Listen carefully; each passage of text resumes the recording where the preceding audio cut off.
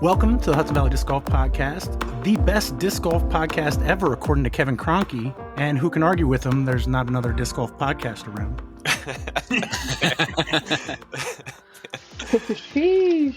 That might be the best one yet. The best segue. Not really a segue, but. This week we've got Kevin, Kristen, Evan, Jason, Jacob, Alex, Kaitlyn, Corey, Randy, and Jaimen. Most of our time will be spent on recapping the New York Team Challenge matches from this past weekend, but we got a couple of topics to hit first. This should take a minute. I got a clip, so if you guys can bear with me, I'm just going to play this. Hopefully you can all hear it.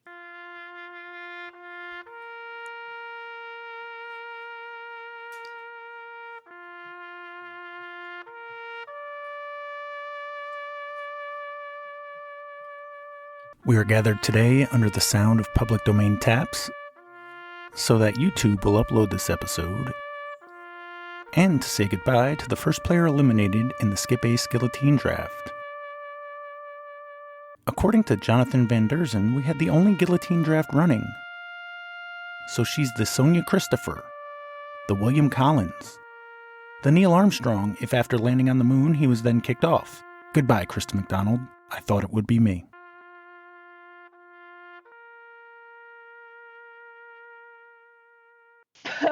Later, nerd. It would have been so much better if I unmuted myself in the middle of that. I heard it and I just went, oh my God, no way. So, Kristen, who do you blame most for the loss? Oh, I don't want to say James Proctor, but I'm so bummed that he was injured. I don't know. I guess myself. I'm not entirely sure. No, I mean, I don't blame anybody specifically. It was fun while it lasted, guys. Well, we had a bit of an issue because the league's in beta and there were some scoring problems. We didn't do the elimination until Tuesday, which was already past the waiver limit. We got to have some kind of resolution with that, no? When's the next event? This weekend coming up. So it moved all of her people as free agents. Like, you could just add them. I think it's first come, first serve at this point. It's not waivers. Yeah, I may have first served myself. Is everybody cool with that? I mean, I'm not super upset with it, but realistically, we probably should, but I'm not stressing too much. I got Missy Gannon. I think it's a great idea. I mean, it is in beta, and it's fun. I mean, I don't know. I'll just plan on picking up Missy Gannon week 3.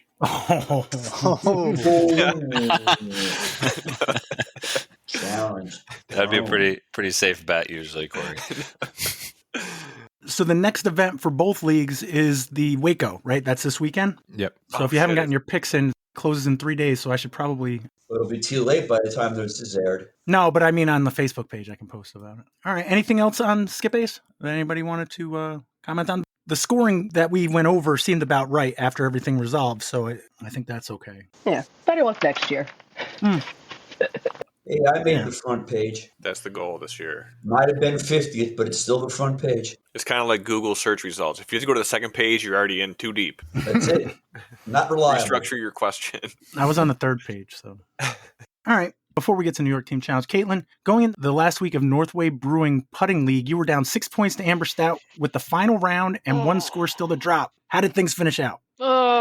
Yeah. We actually played on a card together. It was me, Amber, Jaimen, and Miguel. We played together, and then we tried to get Tyler to play on that card too, so we'd have the top 3 and the top 2 playing because Kat wasn't there. Otherwise, she probably also would have joined us. But for me and Amber, we were still tied after one round through the 9 holes, and then the second round, I started gaining one putt on her pretty much every basket. And it came down to the literal last basket in order for me to at least tie her to go into a playoff. And I didn't make one. So in the end, I think she beat me by one putt. So yeah, it was exciting though. Exciting finish. So heck yeah. And Jaimen, you were up 7 points on Tyler Calzada. How'd that play out? That played out pretty well. I was top of the leaderboard. And I was also had like the worst round out of anybody that still had to drop. So my math was I didn't have to do anything too spectacular to win it. And kind of as happens to me every year, in the middle of the last round, I'm like, wait a second, what if I screwed up all of my math? And then I'm like trying to putt and do math, and I didn't end up needing to. But yeah, that's just how my last round always goes. But no, so I was able to take it home. which was nice. Nice. Is there a season prize? Like, what do you get? I got a practice basket, which is kind of ironic. Oh, that is kind of ironic. Yeah, you're the last person that needs one at this point. Yeah. But, hey, it's going to be a raffle prize, so. Here you go. And it looks like Granger won the junior division. A couple aces in the last few weeks. Did they finish out the season with the, what's that thing called? Oh, the tech disc? Yeah. They did not. The last couple weeks just ended up going back to a normal throw in the parking lot. The 2 last weeks of the tech disc, it was like 60-foot holes. Like, it was kind of not doing what it was meant to, I guess. All right. Corey, your league starts tomorrow, right? Tuesday, J-Dubs? Yeah, so today is Monday, tomorrow's Tuesday, and it's supposed to be like the warmest day of the week for sure. I think it's supposed to be like mid-60s by the time we start, so yeah, I hope it went well. How many people showed up? It's not the actual official start of the season, but we're going to do like a little warm-up league. And I believe about 16 people showed up. Oh, nice.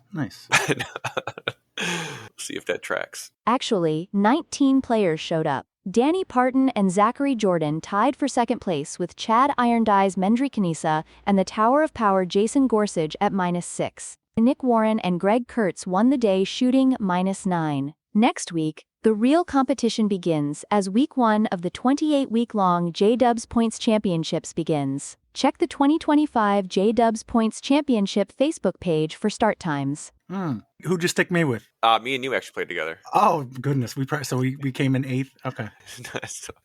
If I'm feeling better tomorrow. The funny thing is, at the expense of my pride, I guess, today was like similar temperatures, so I like brought all my stuff out of the barn and kind of make sure they got like the motorcycle and my car and make sure they still ran. And I was moving the motorcycle in the yard where the top layer was thawed, but after like under an inch, like it was still frozen ground and completely ate shit and bumped my knee on something. So now I have this giant welt on my right knee, and I don't know how well I'm gonna be able to play tomorrow. But you got to carry him tomorrow, Pat. That's what he's saying. I need you to carry me. We're not playing North then, right? No.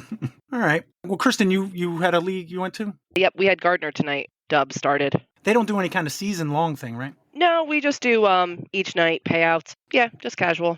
Nothing crazy. I believe Beacon is starting this Wednesday too. And also Wilcox, actually, is Tuesday. Nice. Lots of stuff happening this week. Yeah, I think all the leagues are starting pretty much this week. We're starting Friday night at Wallace. Once that time change hit, it's like the floodgates open. Everyone's been waiting for it. So ready. And it was gorgeous today. It was like at least like 50, 60 out. We were sweating by like halfway through. It was great. We rebuilt a T-pad today at Wallace and then threw for like half of a round or whatever. Starting working on T-pads and stuff on the course already. Okay. Kristen, you know who won? Yes, I do, actually. Hold on. Majestic Monday Dubs. We had Max Horowitz and Craig Vasic at 5 down, and then Brian Hauser and Jake Driscoll took 4 down. They had to throw off with Evan Lovejoy to the pavilion. So he took 3rd, and then there were a few other teams after that were like 3 down, 2 down even, but the high score was 5 down. Nice. Evan, you were at Dubs today, right? Yeah, that's correct. Tonight was the first night back at Prospect Monday Dubs. He's not doing a league this year, so he's not tracking points. There'll be Ace Pot and CTPs. Tonight we played Mount Ida twice because the back nine's still kind of muddy. I know that Adam Nelson's team took it down. I think they were 14 under. I forget who his partner was. And Ross K and I shot a respectable 9 under bogey free. Very good. Nice.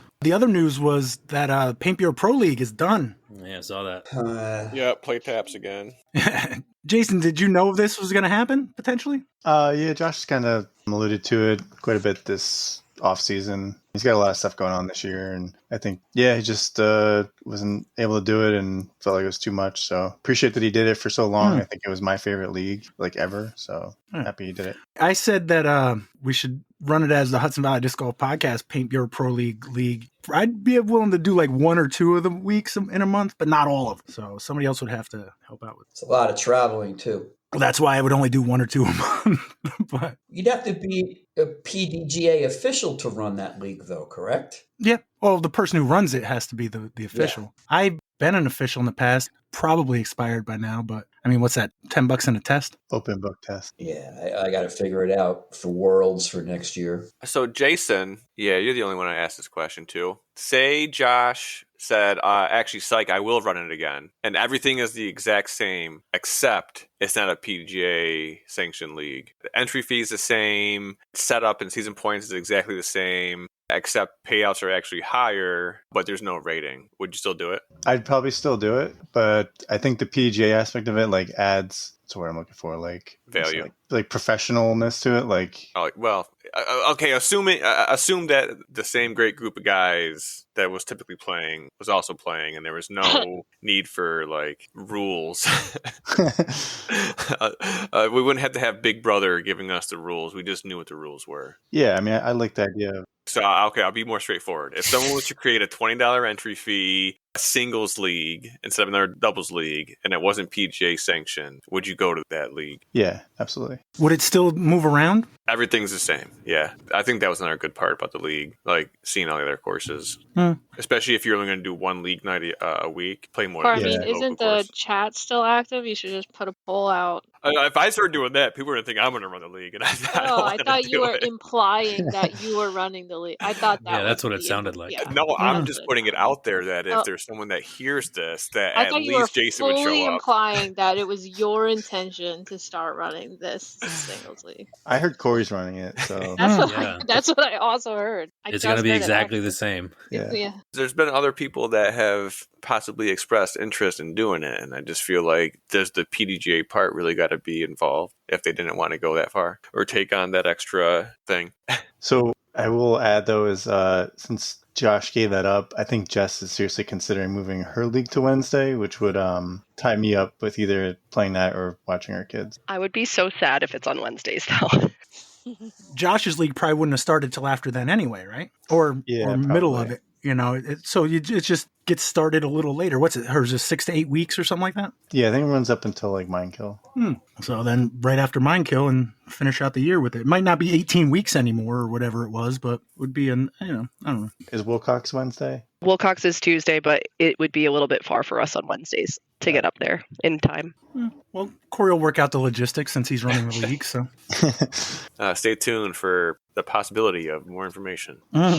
Or not. All right, were there any other leagues that anybody has gone to or is planning on going to this week that we haven't mentioned? Solid turnout at Prospect tonight, though. 32. Nice. People are itching to play. Yeah. So final regular season matches in New York Team Challenge were this past weekend, and there's still a few questions to be answered. We know finals are at CTK. Do we know when finals are? April 6th. Okay. Some other questions. Hopefully we'll find out tonight. The 4 teams that make it to finals. Will there be a need to resolve the tie between the whips and the wrenches? If so, where and when? Will the North get their first win? Did Corey's team disown him after his predictions last week? How do I get Alex involved since his team didn't play last week? And I think that's it. Solid. I was going to start with 1-4 Tower Power at the 4-1 Widowmakers because I'm curious to see Corey's prediction. On this one, yeah. Yeah. Made some bold claims.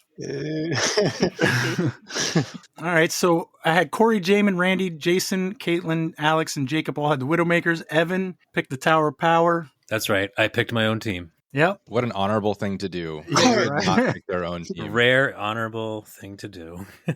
Randy, this was one that you said, if this was close, that might have something to do with points percentage, right? At the end of the day? Yeah, it would have been helpful if the Tower Power scored a lot of points or any amount of points. Change things. He scored some amount of points. Spoilers, they didn't. Kristen, does this match mean anything for seeding or anything? Or is it just, even if you win or not, does that matter? I'll be honest, I have no idea. I think we're going to finals probably either way. I think. Maybe. Yeah. It was a good time, though. We had a great day. Who made picks? Kevin or Evan? Kevin and Evan. The third head, Tim.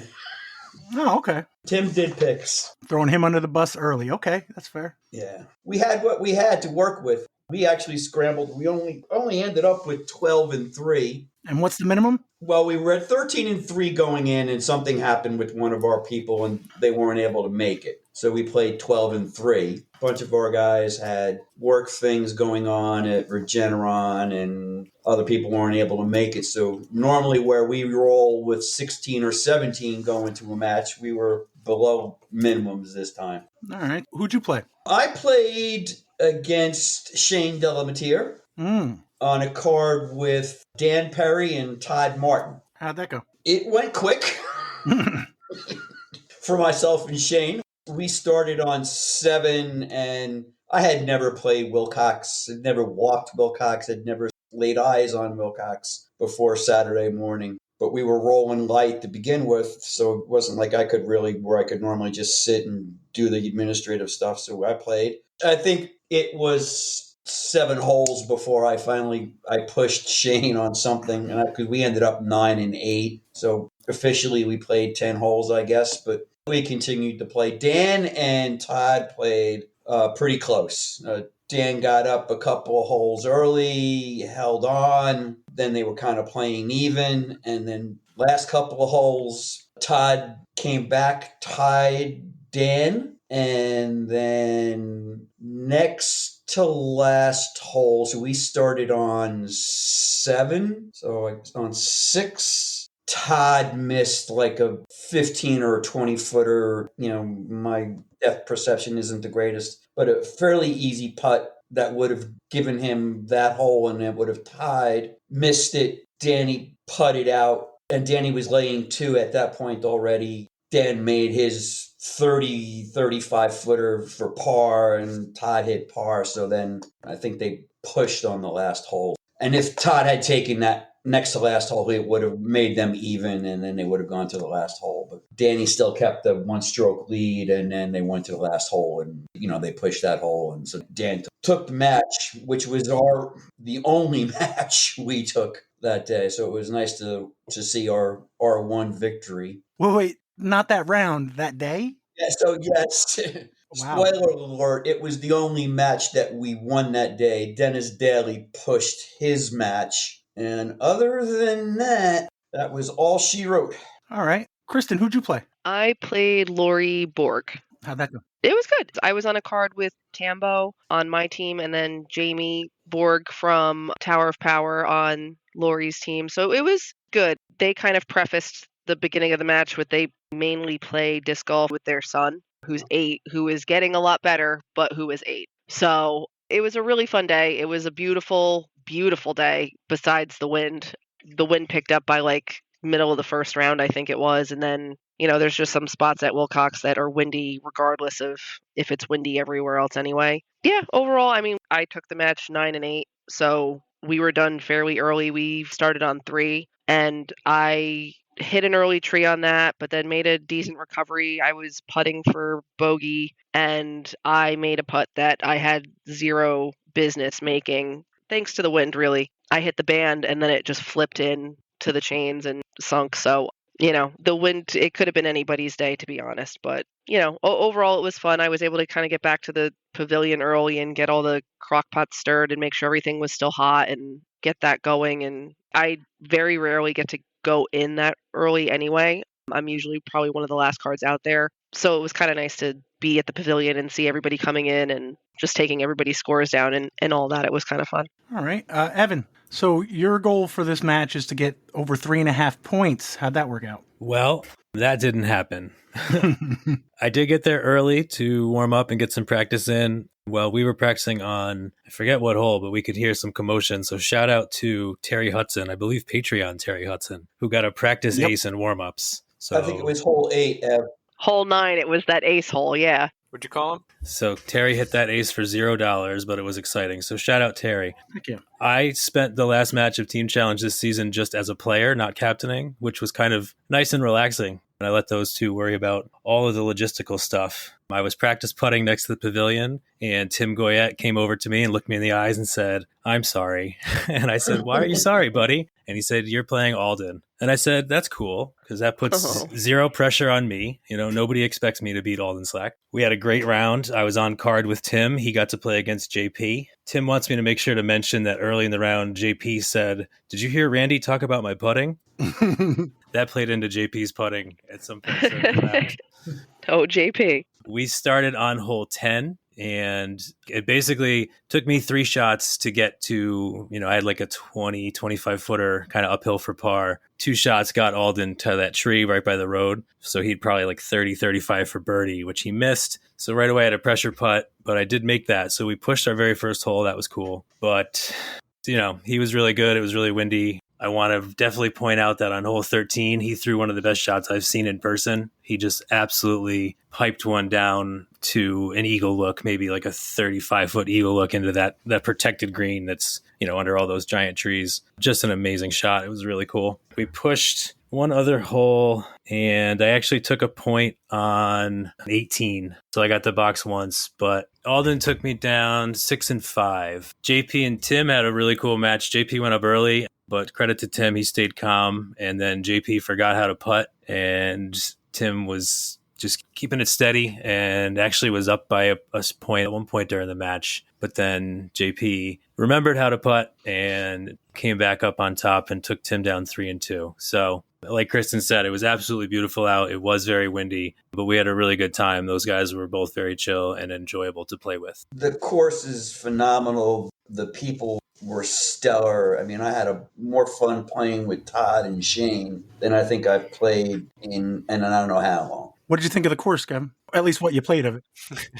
There's no doubt in my mind that is definitely one of the best courses I've ever laid eyes on. I can't wait to see it in the autumn when it's probably at its peak. And then I think the South Hatchet, like I said, somewhere along the line, I survived it. I don't know how, but I survived it. Just uphill, down. And it was just, I looked at my watch at the end of the day and it was like 18,000 steps. Nice. So after round 1, it's 13.5 to 1.5 with a potential penalty point, but we'll see how that works out in dubs. So how was the spread? You asked Kristen earlier if they were playing for anything, percentage wise, or I would say it seemed to me like they were definitely competing for best spread because they definitely came strong with the spread. I thought they did a phenomenal job. There was hot coffee in the morning, which made me happy. There was breakfast stuff, donuts, a whole basket of breakfast burritos, I think. I didn't have one, and then the lunch spread. I'm not one who usually eats a lot during lunch at Team Challenge, but just based on reputation and what I could see, I was not shy. I had 2 different macaroni salads. There was a crock pot labeled corned beef, pierogi, and sauerkraut. And I was like, that's for me. That's like the 3 best things you could put in a crock pot. The white chicken chili with the fresh jalapeno, the avocado, the lime, and the cilantro. Kristen, was that yours? I was actually the corned beef. Yes. Kudos to you. The white chicken chili was great. They had strawberry watermelon polar seltzer. Bias. They knew you were coming. Maybe they did, because what a treat. There was banana pudding and vanilla wafers, peanut butter fudge. So I ate, right? And then, okay, good, I'm done. I turn around and I see on the bench not 1, but 2 big sandwiches. And I was like, man, I am like full on lunch, and here's the legendary big sandwich. But they also had to-go containers. So I took 2 pieces of the sandwich home. So Wilcox, you blew me away. Great job. Spread was A+. Thank you. I would say that there was no competition with regards to spread. Hands down, the most amazing spread. I mean, like Evan said, the ladies' cards were the last card back for matches, and that's when one of your gals, like I said, brings the sandwiches. Yeah, that's Christina. Christina comes running, and she comes running over from the car with like the second of the sandwiches, because the first one had already been put down on the bench, and it was like basically the 2 sandwiches took up 2 sides of a picnic table, seat. People were just digging in. It was crazy. There was pulled pork, tater tot casserole, macaroni salad, cream de menthe brownies, peanut butter brownies, probably more baked goods than I've seen. Don't forget the Uncrustables. Which have crusts. I played Stony Kill yesterday with Nick Alcatraz Adcats, and he pulled an Uncrustable out of his bag that he took from you guys, so thank you. You know what? I always throw one in my bag before I go back out there, because I'm the same way. I don't really eat on lunch. I just there's too much going on and I'll have something, but realistically I'm just trying to stretch and rest. And I throw it in my bag and I totally forgot to. And I was like midway through the round, I'm like, damn it, I forgot an Uncrustable. I got back, there was 2 left. I'm like, yep, I threw those in the bag. I'm like, I'm taking those home. Those are for the ride.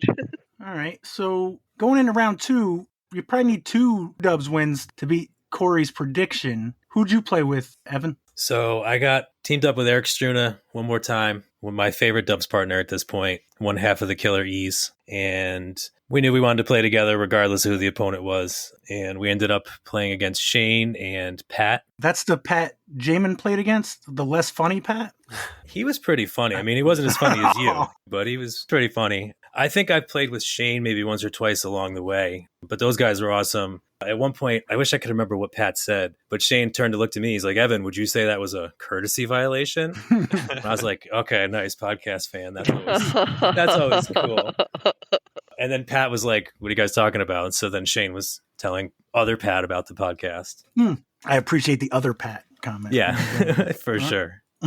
We had a good time, but I mean, it was kind of the same as the first round. I really felt kind of no pressure, and maybe a little pressure would have been good. But, everybody had some good throws. We just didn't have enough of them in a row. And those guys kind of very quietly shot a 10 down. I mean, I knew they were doing well. And, it was just one of those rounds where it wasn't like fireworks, but just a lot of really good shots. Actually, I mean, I say no fireworks. I remember Shane specifically had one through the woods. I don't remember the whole numbers, but just an absolute wowzer of a shot. So they were 10 down. We were 2 over, which I don't know if that was the worst point differential for Dubs, but no complaints. We had a great time and it was a lot of fun. Kristen, who'd you play with and against? So I was with Savannah. We are the power duo. Mm-hmm. So we went and played with Carlotta and CK, which was great. I was kind of bummed I didn't get to play with either of them the first round, and I love the both of them. We actually got to start out on Hatchet 1. That was also nice. Anytime you get to start on 1 South Hatchet or 10, it's kind of like you get the whole course, but you're playing from the very beginning of it for the second round. For the record, we did try to use U-Disc this time for our doubles matches. I had 0 service and then my phone died trying to find everybody on the card to check them in. So we just ended up keeping a paper card and then coming in with that. I put it on there later, but I wasn't even able to put it into the league at that point. But it was good. I think I threw it into water or something wet on the first 5 or 6 holes on South Hatchet. So that was a lot of fun. Found a lot of water, but Savannah, she recovered everything with her drive. So that was, again, excellent. She had a killer putt. I think it was 3 or 4 in South Hatchet. It's the one you start out on a hill, you're kind of throwing it. There's a rock wall on the left side that's OB. My second shot wasn't great. Hers was a little bit further, but on the same far right side. So we were at the top of the hill putting straight down at the basket. And she just put it right into the chains. And it was I don't know how we just saved par on that. That was just an amazing putt. It was beautiful. So I guess that was on 4. And then I had a bomb drive on 5 right after that. The warmer weather, it just felt good being out and playing again out there. So it's been a hot minute since that was the case. You were just able to kind of get the snap and get your full form going. Yeah, you're almost too loose in a way. You're whoa, I didn't realize I could do that. Yeah, I felt like a rubber band. I was like, oh my God, I feel like I've been so stiff and I can't get a full swing in. And then all of a sudden I was like, whoo, that was a snap. That's fantastic. So, and I've been working new discs into my bag. So that's always a little bit stressful, especially trying to go into the season or in the middle of team challenge, trying to figure out what discs do what. So it's good. Everything was kind of flowing. And like I said, we had a good time. We ended up taking it. We shot 60 and they shot 66. So, heck yeah. Yeah. Kevin, how many matches this year would you say you played both rounds? This is the only match that I played both rounds. How'd that go? It was a struggle at the end, but our round didn't go that bad. I mean, we started on 18, so I was curious to see how this was going to even happen because I knew that the layout was, the back 9 of the main 18, so 10 through 18 and then the South Hatchet loop, which really meant nothing to me other than its reputation. So we had 18 and then we went into the South Hatchet loop. Dan and I have played together in the past. He plays dubs at SPW on Friday nights a lot. In fact, I think there was even one time this past year we were dubs partners 2 weeks in a row and we played pretty decent. So we've played together before. We're making par 18, 10, 11, 12, 13, par all along. Like Evan said, we were feeling okay, but we played against Todd Martin and Jacob Driscoll. Kristen? Is it Jacob Driscoll? Yep. Yeah, we thought that maybe we were going to end up having a repeat of the card from the morning, but Nick switched up on Jacob and Shane. But Jacob was a Coast Guard vet, so shout out to his service. Heck yeah. And playing with Todd both rounds was really a lot of fun. We traded stories, and he'd look at one of my discs. He's like, "Hey, Kev, I did that foil. Hey, Kev, I did that stamp." I believe it. My undershirt right now, Todd made. So. Huh? The undershirt I'm wearing right now was made by Todd. So I think it's what's that Western motif they have at Gunk's, Kristen? The Showdown or whatever? Oh, yeah, the Shangam Showdown. Yeah. Nice. Todd and I discovered that we have the same car, so shout out Honda Fit. Yes. It confused me there for a minute when I first saw it, Ev, because I was like, wait a minute, Evan doesn't have a sticker like that on his car. So after the round, do you guys both like sit next to each other and crank up your cars to get them ready to go? We parked on either we parked on either side of Struna and like hadn't seen each other till he left, and I was like, oh hey, nice car. So it's like our sixth hole before we actually bogeyed a hole. They were 3 down, after like 5 holes, and it was just death by paper cuts. We got into South Hatchet, and then we bogeyed like the first hole, and South Hatchet won, and then 4 and 5 got us, and so like we were like 4 down. We hadn't even birdied at that point in time, and these guys, they just kept 3 down, 5 down. They ended up 7 down, and it was only like the next to last hole before they had a bad hole at all, and in 16, they were laying 3 before we had even walked up to Dan's drive. They just seemed to be hitting first available trees off of their first couple of throws. So we finally took the box on the last hole of the round on 17. And actually, we managed a birdie on 8, and then we birdied 17. So that was kind of like our, come back and play again gift. The last hole. We shot 2 over overall, and they were 7 under. But again, it was a fantastic day. I was exhausted, though, by the end. Last 4 or 5 holes, I had nothing, and my drives were horrible. No distance or whatever, any precision. So it was just thankfully not at the end. But being Danny was beat too. We just had not played that much in one day and on that level and difficult a course as that is. I sure didn't do a whole heck of a lot of anything on Sunday, that's for sure. So looks like you guys got, what's the term we're going with? Is it skunked in dubs? Goose. I think swept is Goose was the trivia guess from Goose. way back when. Yeah, so you ended up at 1.5 points. They ended up 29.5, and one of those is they got a half point each round for a penalty? Correct. We were short of a male player. So Randy, that probably didn't help with the points percentage stuff you were talking about. No, going into the match, we were dead even points percentage wise. So basically we had to win our match by just as much as Wilcox.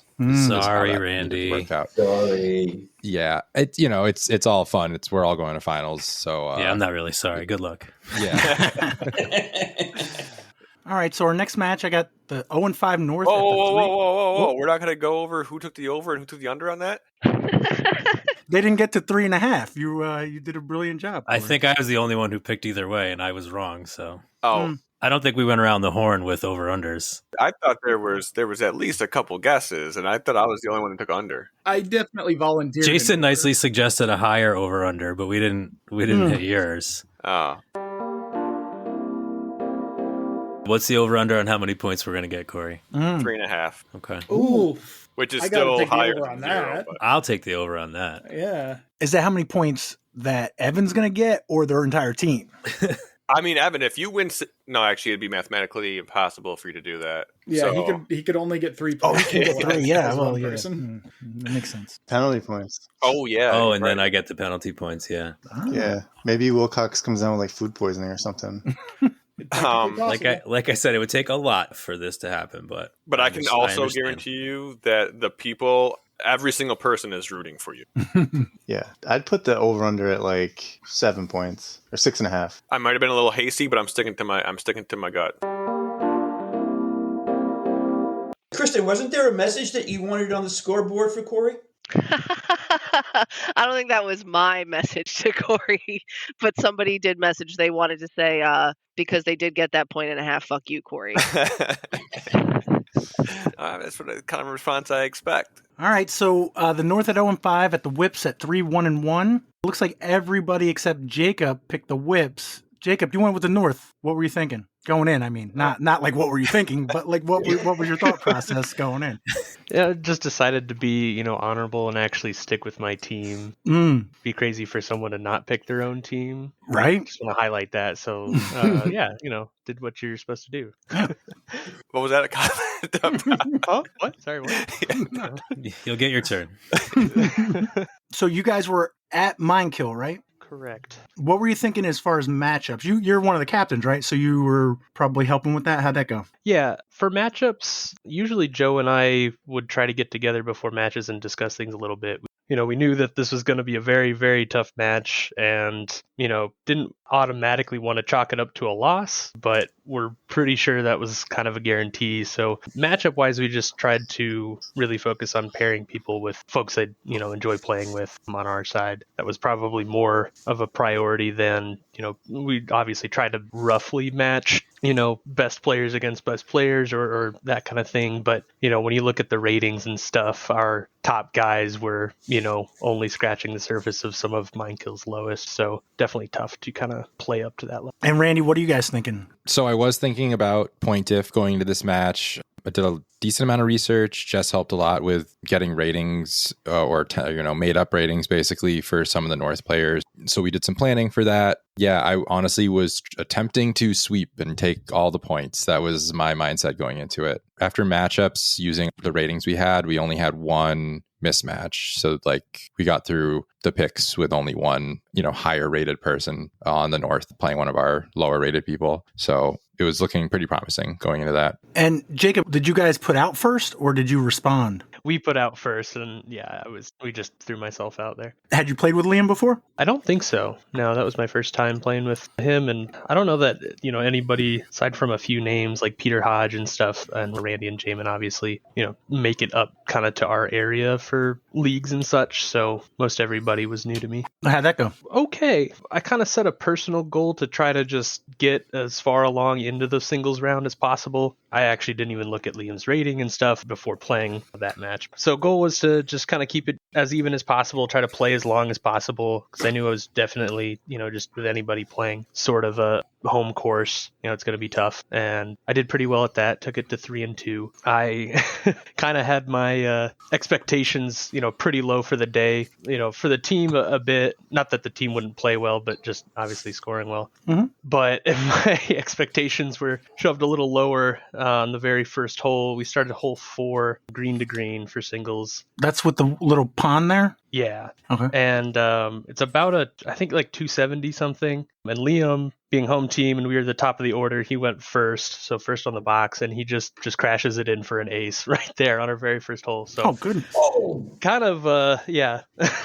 Any hope I did have, I was like, yeah, okay, maybe not so much, but still managed to keep it close for most of the round. And, thankfully with match play, that only gave him 1 point over me to start. So that's one that you kind of think, okay, this is kind of an equalizer. It's right there. I mean, you got the water or whatever, but it's still pretty much a straight shot. So, yeah, to get aced like that, that's tough. Yeah. Who'd you play with? So, I played against Liam, and then I played with John Klingler, then he was against Ryan Kane. Jason, did you not play this weekend? No, I had big FOMO. I stayed home and watched Pokemon with my kids, so, yeah. Well, now it sounds like Corey had FOMO about the watching Pokemon part. I mean, dude, I don't know what Minekill was like, but I'm sure it sucked ass out there too with the weather.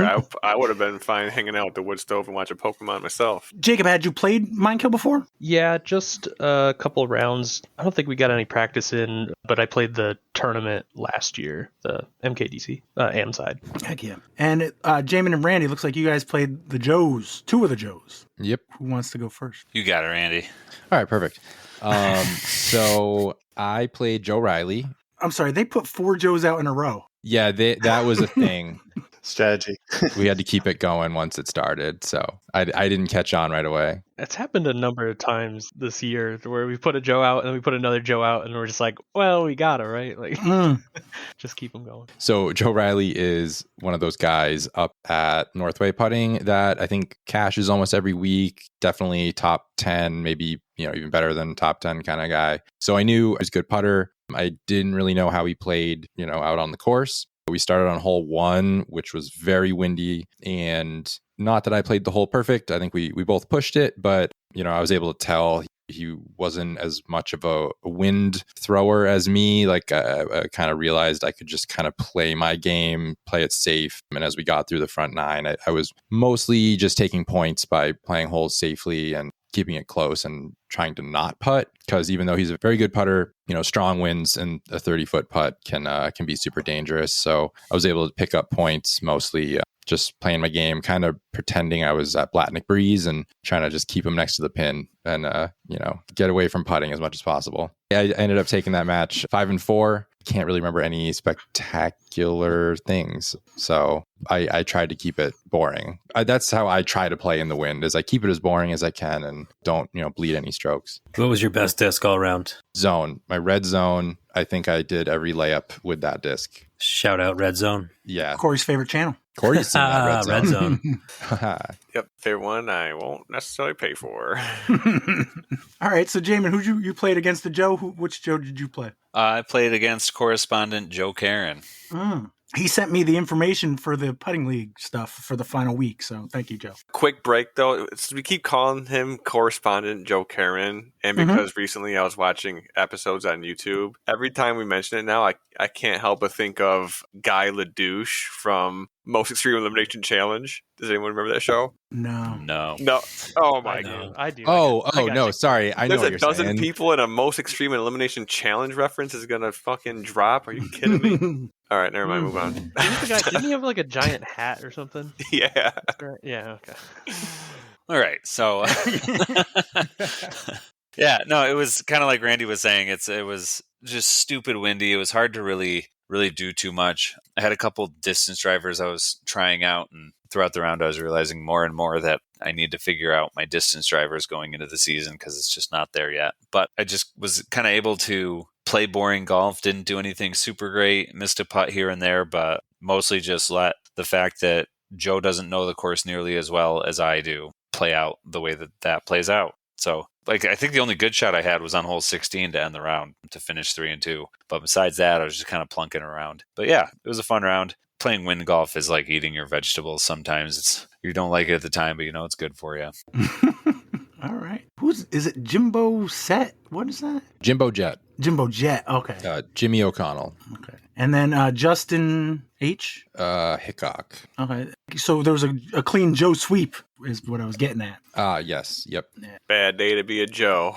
But it looks like Colin, John, Logan, and Ashley got wins. So it's 14-4 after singles. Jacob, how was the spread there? Spread was good. I think the beer on tap was really awesome. It was nice to have. It was a little unwieldy. I guess that and the spread as a whole with the amount of wind coming through there. There was like a whole plate of like deviled eggs that just got thrown across the picnic table or whatever at one point. So it was kind of fun to watch everybody sort of mad dash to keep things in their places. But yeah, overall the food was really good. I think my favorite thing was probably there was like a buffalo chicken dip that was really good. And then they also did a good job of, I noticed at least a few things. There was some dessert items that were on a separate table that were marked as having peanuts. And then there was specifically an Asian dish. I don't quite remember what it was, some kind of chicken something, but was specifically marked as not having nuts, which was just really awesome for me. Nice to be able to kind of have things and enjoy things with confidence like that and know, what to stay away from. So I believe I saw Jess posted something to their team because they don't know I'm still on their page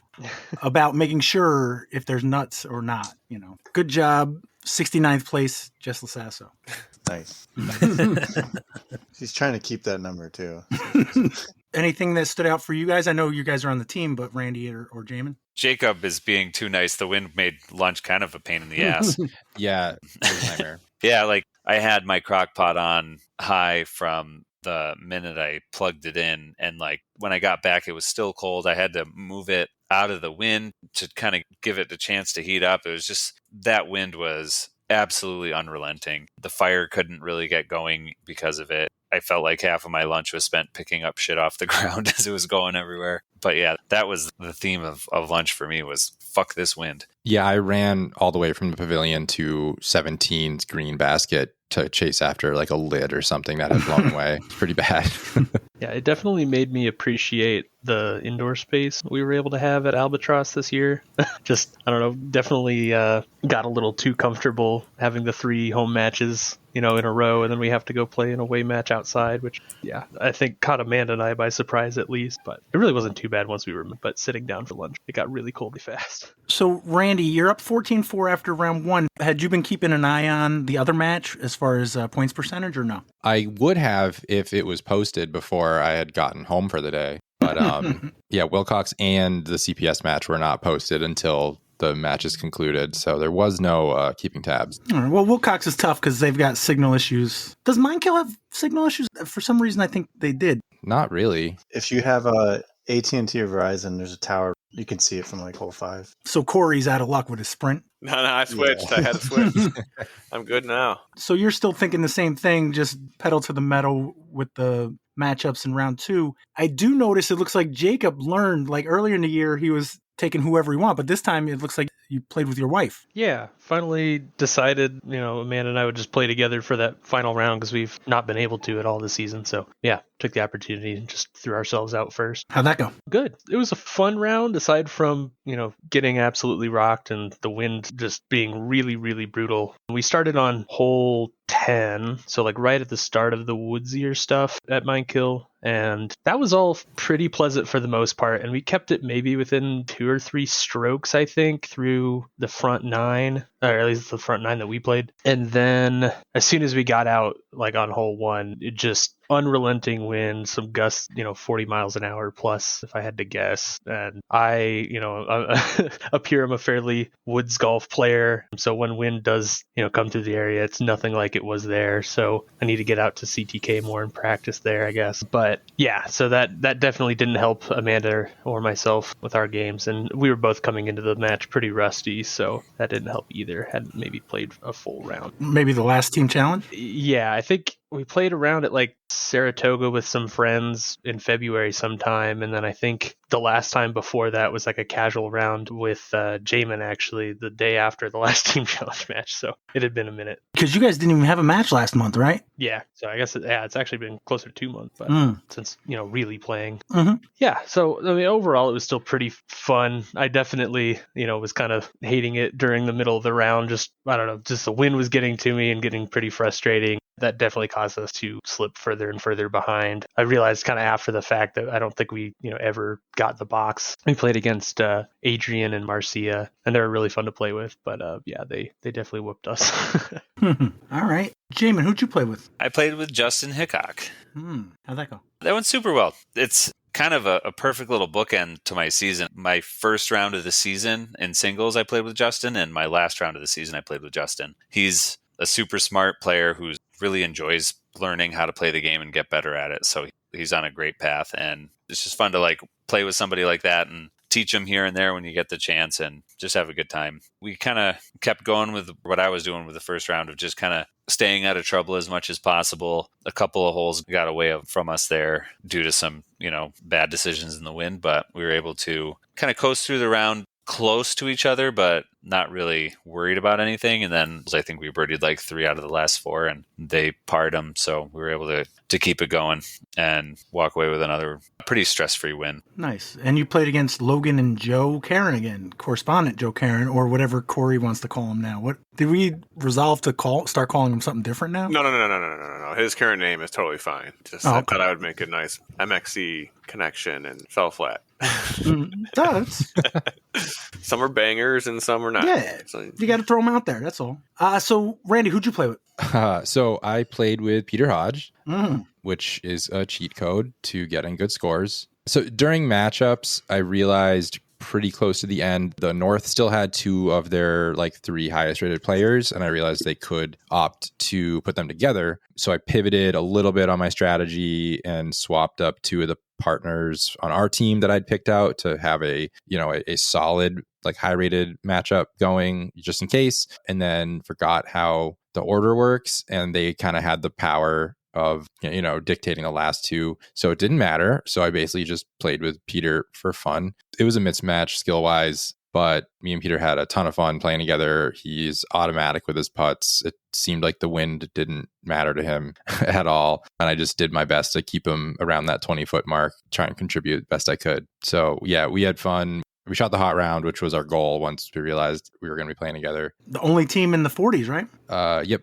Okay, 49. All right, so 14-4 round 1, 18-0 round 2 for a total of 32-4. I got to be feeling pretty good about that points percentage, no? I did. I felt really good. I thought the Tower Power would score more than 4 points. At least more than 3.5, right? Yeah. So, like I said, I had no idea until I had already gotten home for the day. So, not that I was beat up about it at all. I just thought it was funny when I got home, and it was 1.5 points, and I was like, oh, well, that didn't work out, even though we swept doubles. So, it is what it is. Harry Lehman pointed out that scoreboard is holding on to the past. What's going on with your whiteboard there? It doesn't erase much anymore. It kind of just holds it's not like a dry erase board. It's just kind of a board. So this was its last hurrah. I think it'll just permanently have these doubles matchups written on it. And we're going to be getting a new one for next season. It actually fell apart when Jess put it in the car, and then got home and she just threw it right in the dumpster. So just take it out behind the barn. Yeah, it's and you can't even see it from the photo, but that thing is so twisted. It's probably like, I don't know, 6 to 8 inches out of like plane. It's crazy. You could use it as a cereal bowl. Yeah. Wow. So the one match that we don't have any representation for, we got the Beast of Burbines at 2-3 against the Revolution at 2-3. Corey, Jaimen, Randy, Jason, Kaitlyn, Jacob had the Revolution. Alex and Evan were the outliers and went with the Beasts. Does anybody have any comments on that match? Who won? Looks like Saratoga was up 12.5 to 5.5 after round 1, and then they won 14-3 in round 2 for a 26.5 to 8.5. So it was pretty decisive. Any matches that anybody sees that they want to point out? Did Alex send us the boards? I can't find these on Facebook. There's too much garbage to sift through. I've been sending them. Yep, he's posting them. It is the most recent thing. There's what? Not a lot to dig through. No, I think that's a wrong. That's the wrong one. Yeah, I'm confused. We're looking for CPS versus Revolution, right? No, Revolution versus Burbine. We're looking Saratoga versus Burbine. That would be why it is incorrect. All right, there we go. I got it. You got me, Randy. Alex, it's almost like you didn't play this month. I did not. Wait, no, you said this is posted the same thing. Oh my god, Randy.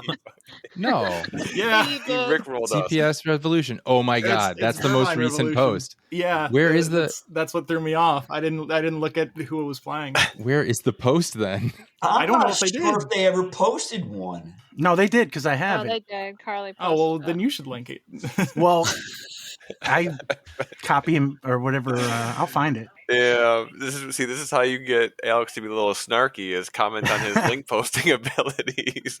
Fine, you do it. Here's the thing: I can be snarky, but then when I'm actually wrong, I look terrible anyway. So I think I did it. You found something. I don't know if there's there's doubles matchups. Is there doubles results? Why is it asking for my social security number? Yeah. I see singles results. I don't see doubles results. Yeah. I think I just posted it. There we go. I found it. I think that's right. That's what I'm looking at, Jacob. I don't know if I just linked what Jacob linked, but that is what it is. Yeah, 26.5 to 8.5. I grab them and just put them in my notes, so I don't really have a link to them. So yeah, are there any matchups that seem interesting? I see Tucker Kozlowski won his match. Tyler Calzada. I like the initials match, K versus JT. I like that they drew a heart around the push score. That's cute. Oh, Steve Marshall played. Oh, nice. Good for him. I know he was dealing with some back problem to push. I don't see no heart. What are you talking about, Randy? Around the number in the middle, because like when you do a push, you don't circle either of them. So they did a heart around the number. The Jaimen versus Steve match. I don't see a heart either. Yeah, I don't see a heart. What? Are we not looking at Revolution versus Burbine anymore? Saratoga Revolution versus Burbine. This one's even dated March 8th, 2025. Oh, no. Yeah, I don't see a heart anywhere. Yeah. In the middle. Even in the one that Alex just posted or Jacob's posted. Well, they must have moved it. It's in the singles, but then when they erase the singles things for doubles, it's not there anymore. They erased the numbers, not the middle. There's a glitch in the matrix. Yeah. That was at Saratoga? Yep. So they took care of business. That puts them at 3-3. The Beast of Burbines go to 2-4. And our last match, the 4-0-1 Wrenches at the 4-1 Roses. Looks like Jacob, Evan, Alex, Jason, Randy, Jaimen, and Corey all picked the Roses. Kaitlyn, the only one that picked the Wrenches. Yep, all part of the plan. Wow. So we got to find out, did Corey get his points? Who did you play in round one, Corey? In round one, I played Lil AB, Anthony Bohanski. That was a good matchup. And where's our board? No, there's too many links. The most recent one. Never mind. It's up. I fixed it. I got the right one this time. This is great handwriting. Oh, this is top tier. You can't even beat this. What font is this? I'm looking at the one that is the computer one. Yeah, so okay. Isn't that like Times New Roman or something? I was being facetious. Yeah. No, I don't think it's the facetious font. I think it's It looks like Times New Roman with camel case or title case. Comic Sans. I played against Bohanski, which I thought would be a good matchup, especially like at Central Park. The only thing is, I think he likes to throw a lot of flippy stuff, and it was windy as hell out, so I wasn't really sure what was going to happen with that.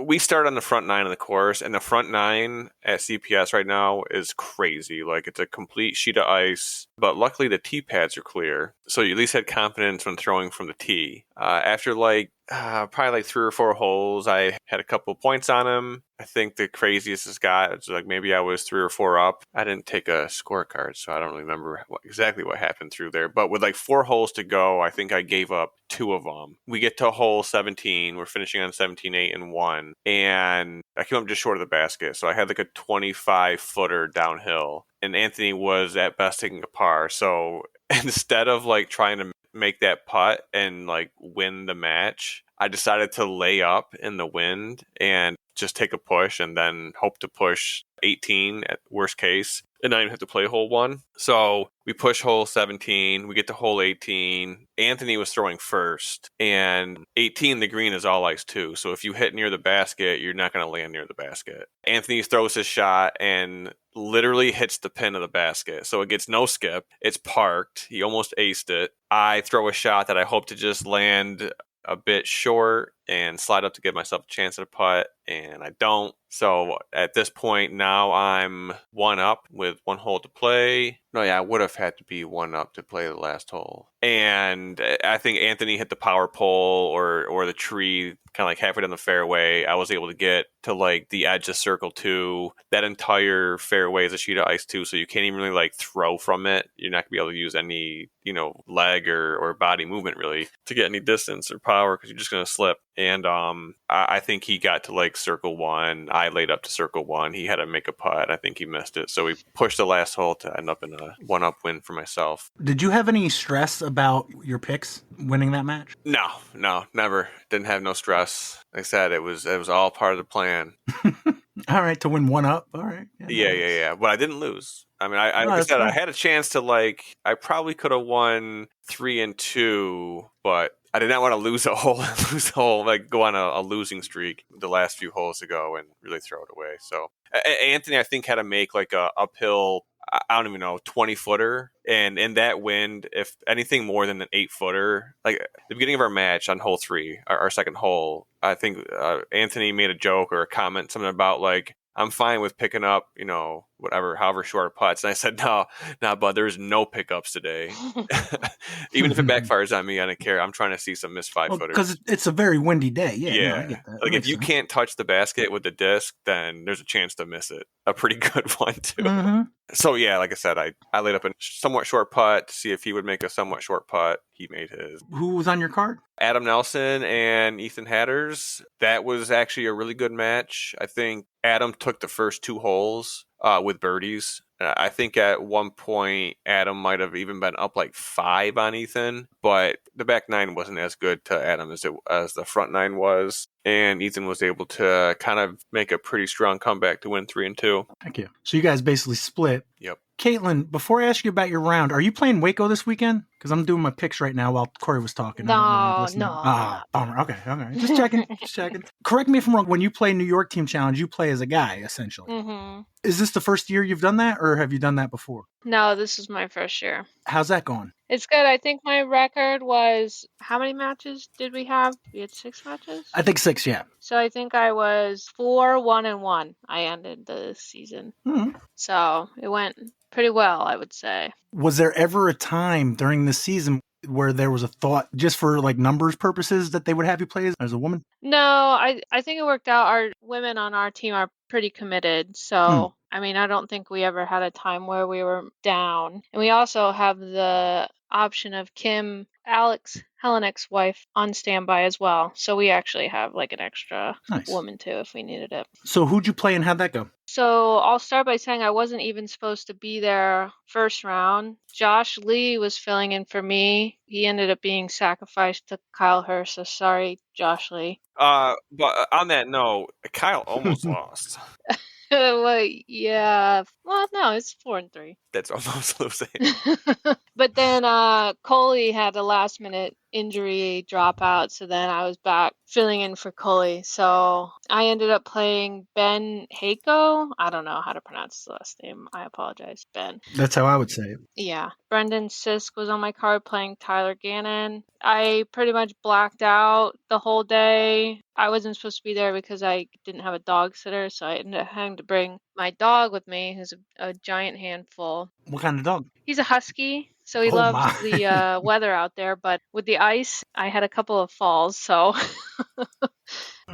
What I remember about my match is I did start 2 up, and then I think we pushed the 3rd hole. He got 2, and then I think we pretty much pushed until the 17th hole, where I got the 17th hole, and then we pushed the last hole. So it was pretty even the entire match, and literally I don't remember anything crazy happening. So just very, very boring. And it looks like Tyler, the Cannon Gannon, beat Brennan Sisk 2-1. It was really close, though. I mean, Brennan was making pretty much every single putt inside the circle, which was wild considering how windy it was. So he kept it close. So you guys are up 10.5 to 7.5 after round 1. Are you nervous at all, Corey, with your predictions? Nope. Did anybody mention it? Did you get any feedback from your teammates? Yeah. I heard from a few people. But what they also didn't realize is I had my record for guessing the win-losses for the team challenge on the line too. So not only was it strategic to hedge my bets on that front, I think it also was what was necessary to give our team just a little nudge that we needed. They needed to know that there's potential that I didn't believe in them. So they had something to prove in doubles. In singles, we did what we had to do.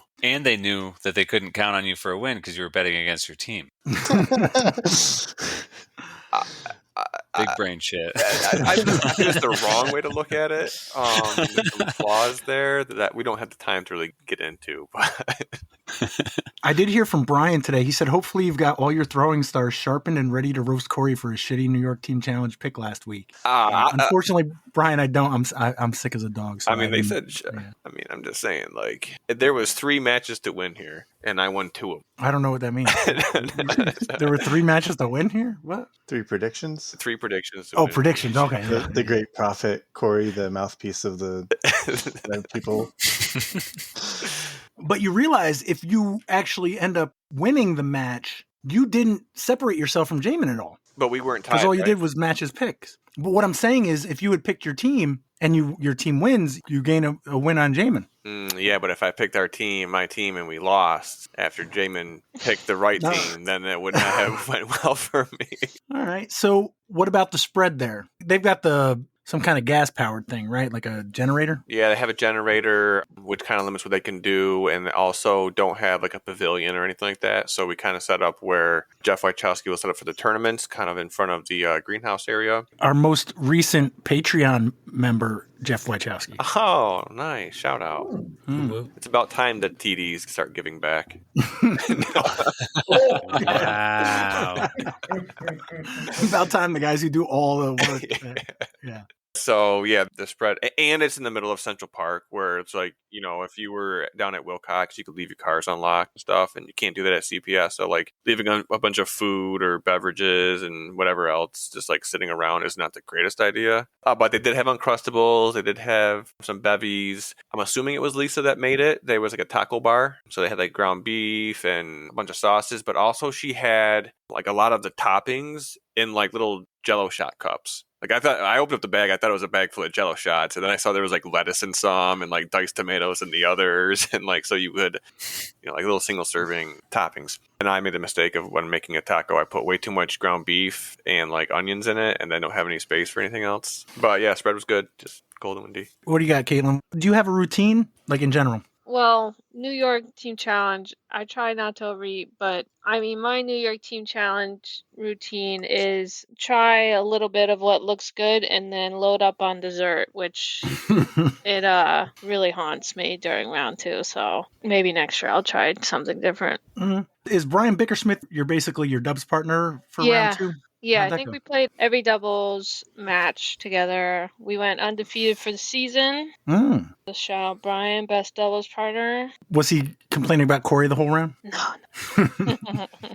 We played Ross O'Toole and Nick Cardone, and I will just say that they may just need a little bit of practice in the win. So, did you still have your dog at this point? Yes, I did. Oh, okay. I didn't know if maybe somebody was able to pick him up like halfway through or something. Nah. So definitely a distraction most of the day. Yeah, but it wasn't too bad. I mean, I think Ian on our team said it in the beginning of the day, and I really thought this was a good philosophy for the day. It was kind of, you don't have to play good, you just have to play better than whoever you're playing. So I think that was the theme of our doubles match, because we didn't play great, but we still beat our opponents. So looks like 57-60, so beat them by 3 strokes. Yep. Undefeated, that's impressive. Yep. Undefeated for the season, especially playing with Bryan Bickersmith.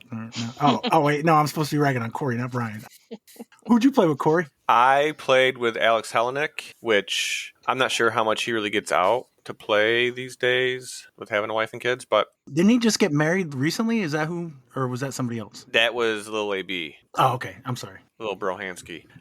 So it was kind of funny before we started. I was playing with Alex, Dave Hudson playing with James Black. James made the joke that I would be carrying Alex and that Dave Hudson would be carrying James. And it kind of turned out the opposite.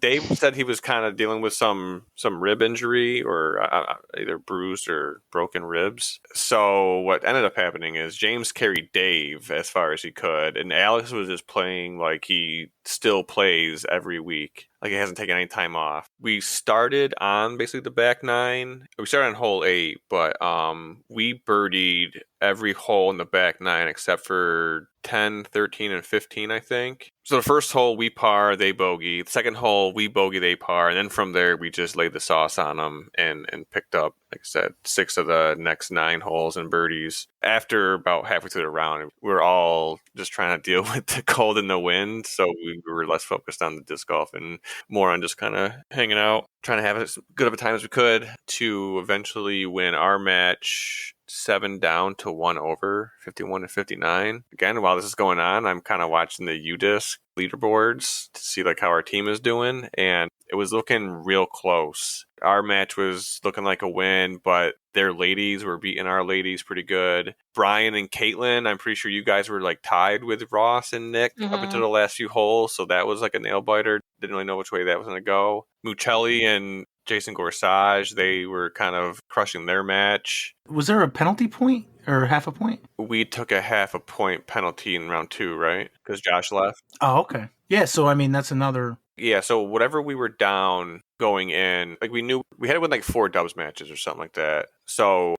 I said, my match was a guaranteed win. Mucelli and Gorsuch was a guaranteed win at that point. But Adam Nelson and Austin Swartout were real close with Doug Ian and Jay Frey. And Bryan and Kaitlyn's match was pretty close. So it really came down to the wire to see what that last win was going to be, if there was going to be one. And there was one mystery card that was not on UDisc, so you never know what's going on with that. Do you know which one that was? I think it was John and Ian, right? Yeah, I think it was actually, which is funny because Bohanski was on that card and I figured he would have had that locked down. But yeah, so we won by one doubles match, basically 18.5 to 17. Yeah, so they got you 9.5 to 8 in doubles, but like you said, you ended up winning 18.5 to 17, which, I mean, you picked the roses, Corey. How are you feeling? Like I said, I think it's more about thinking of what's best for the team and not what's best for yourself, and putting myself up on the chopping block to, guarantee our win in doubles and flip the script. Well, we won with singles, but we ended up winning in doubles. So.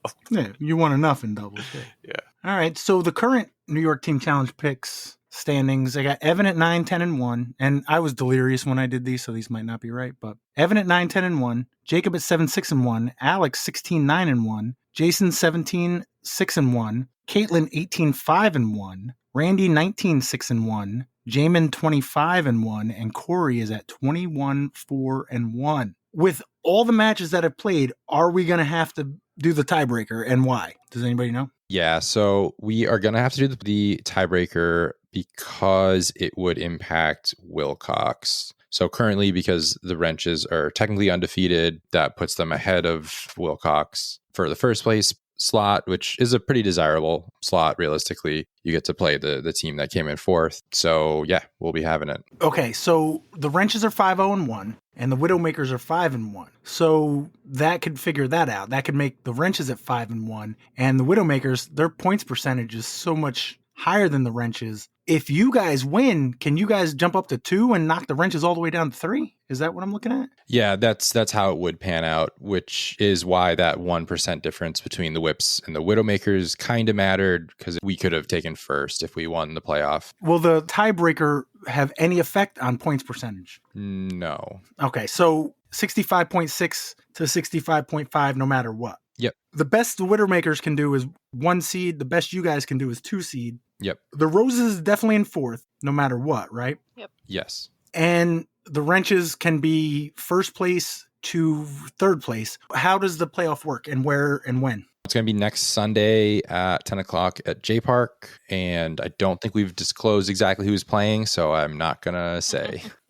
What's the format? So we decided to do a 9-hole playoff versus a sudden death, just because people are going to be driving from all over to play it. Like Jaimen's got to drive all the... No, I'm teasing.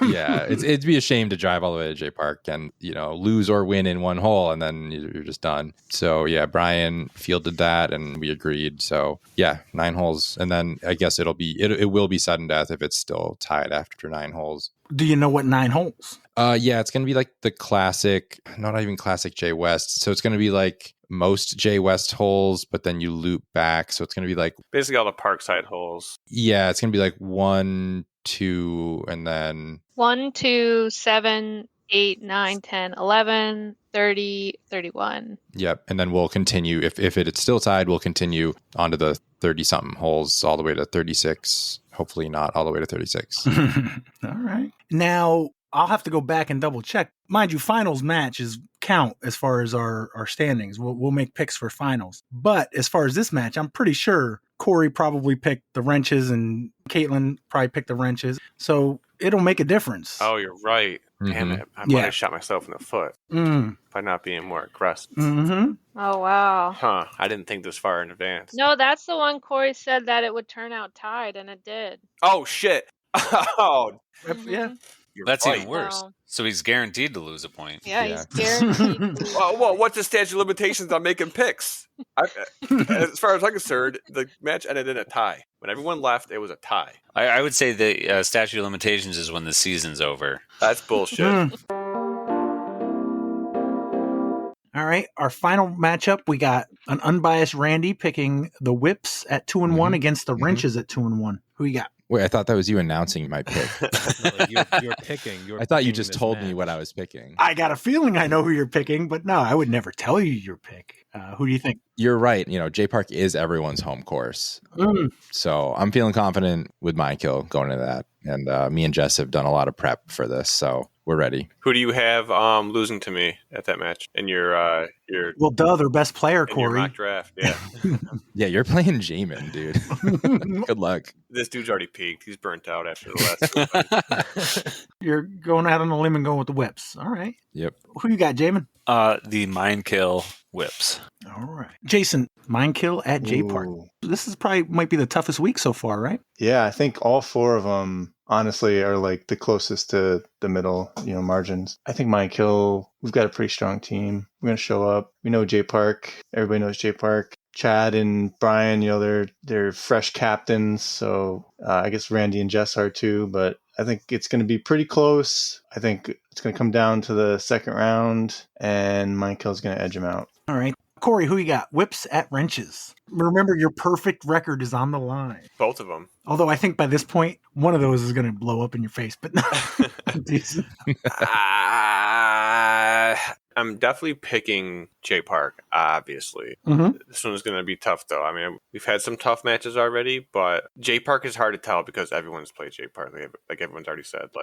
I'm sure not that many Stony Kill people obviously have gone and played the North, and not that many SPW people have gone and played Burbine. And even Wilcox, I don't know how many of those people have played Central Park more than a handful of times, given how long some of the Wilcox players have been playing for. But yeah, J Park over Minekill in a playoff. Chad Larson and Corey Cook take it after 3 holes for the team. Ooh. Evan, who you got? Whips at wrenches. 2-1 teams battling it out. I'm going to pick Minekill on this one. This is kind of a toss-up, and I don't know. I'm just going to go with my gut on this one and take the whips. All right. And Alex, who you got? Yeah, I think I got to go with the whips on this one. Again, just going off of, my own experience with J Park. We played him to a tie and lost on penalties. So seems like they're going to have to step it up if they want to beat the whips. So I'm going to go with the whips. All right.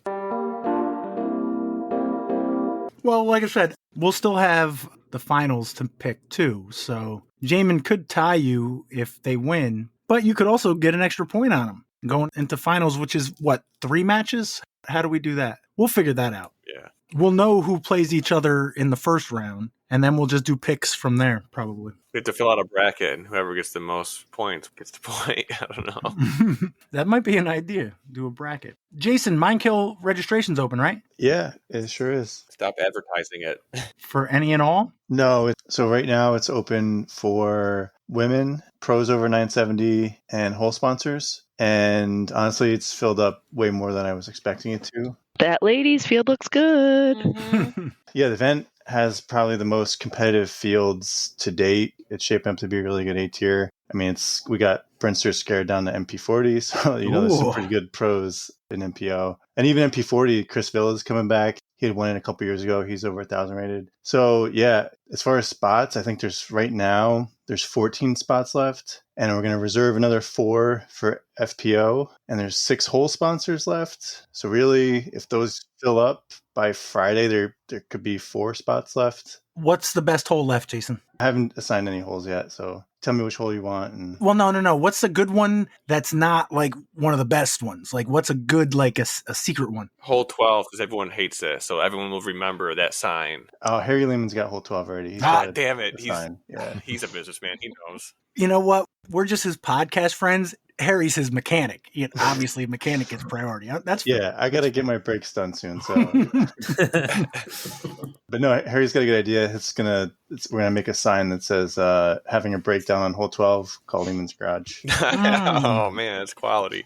Yeah, you don't even need AI for that. How much is a whole sponsorship? It's $50, and I mean it comes with the privilege of getting somebody in early. So I don't know if you want to use that. I don't know if there's anybody who wants to get in early. That everybody here is probably already in if they want to be in, right? No, I'm not in yet. Yeah, I'm not in yet either. Oh, I saw that 50-something people were registered, and I'm like, I'm just going to do the sponsorship. I'm not even going to stress. Sounds like a quiz. I was going to say, it sounds like Randy and Corey are quiz captains, because I I didn't really anticipate a quiz, but it looks like we might have time if anybody's up for it. But I'll message you tomorrow, Jason, if that's cool. Yeah, so let me know. I'll hold one for podcast, but it is feeling quick. Like just during the podcast, I had 2 more people sign up. I literally just noticed it. I checked it this morning, and I saw there was 8, and then I checked it again before we started talking about it. I'm like, oh shit, there's like 6. Yeah, I mean, there's always like movement too, but yeah, we've never had like this much interest in the event, so it's very exciting. And like, yeah, just the pros that are signed up. It's awesome to see so many high-rated pros in all the fields, and finally like getting a more decent FPO field, which is awesome. Heck yeah. I know there's at least one other FPO that's trying to get their spouse in, and then if their spouse gets in, they'll sign up, so hopefully that works out. Jason, if you got to get going? Yeah, I probably got to get off. All right. Kaitlyn, I don't know if you good? I'm good, but not if we hit a quiz.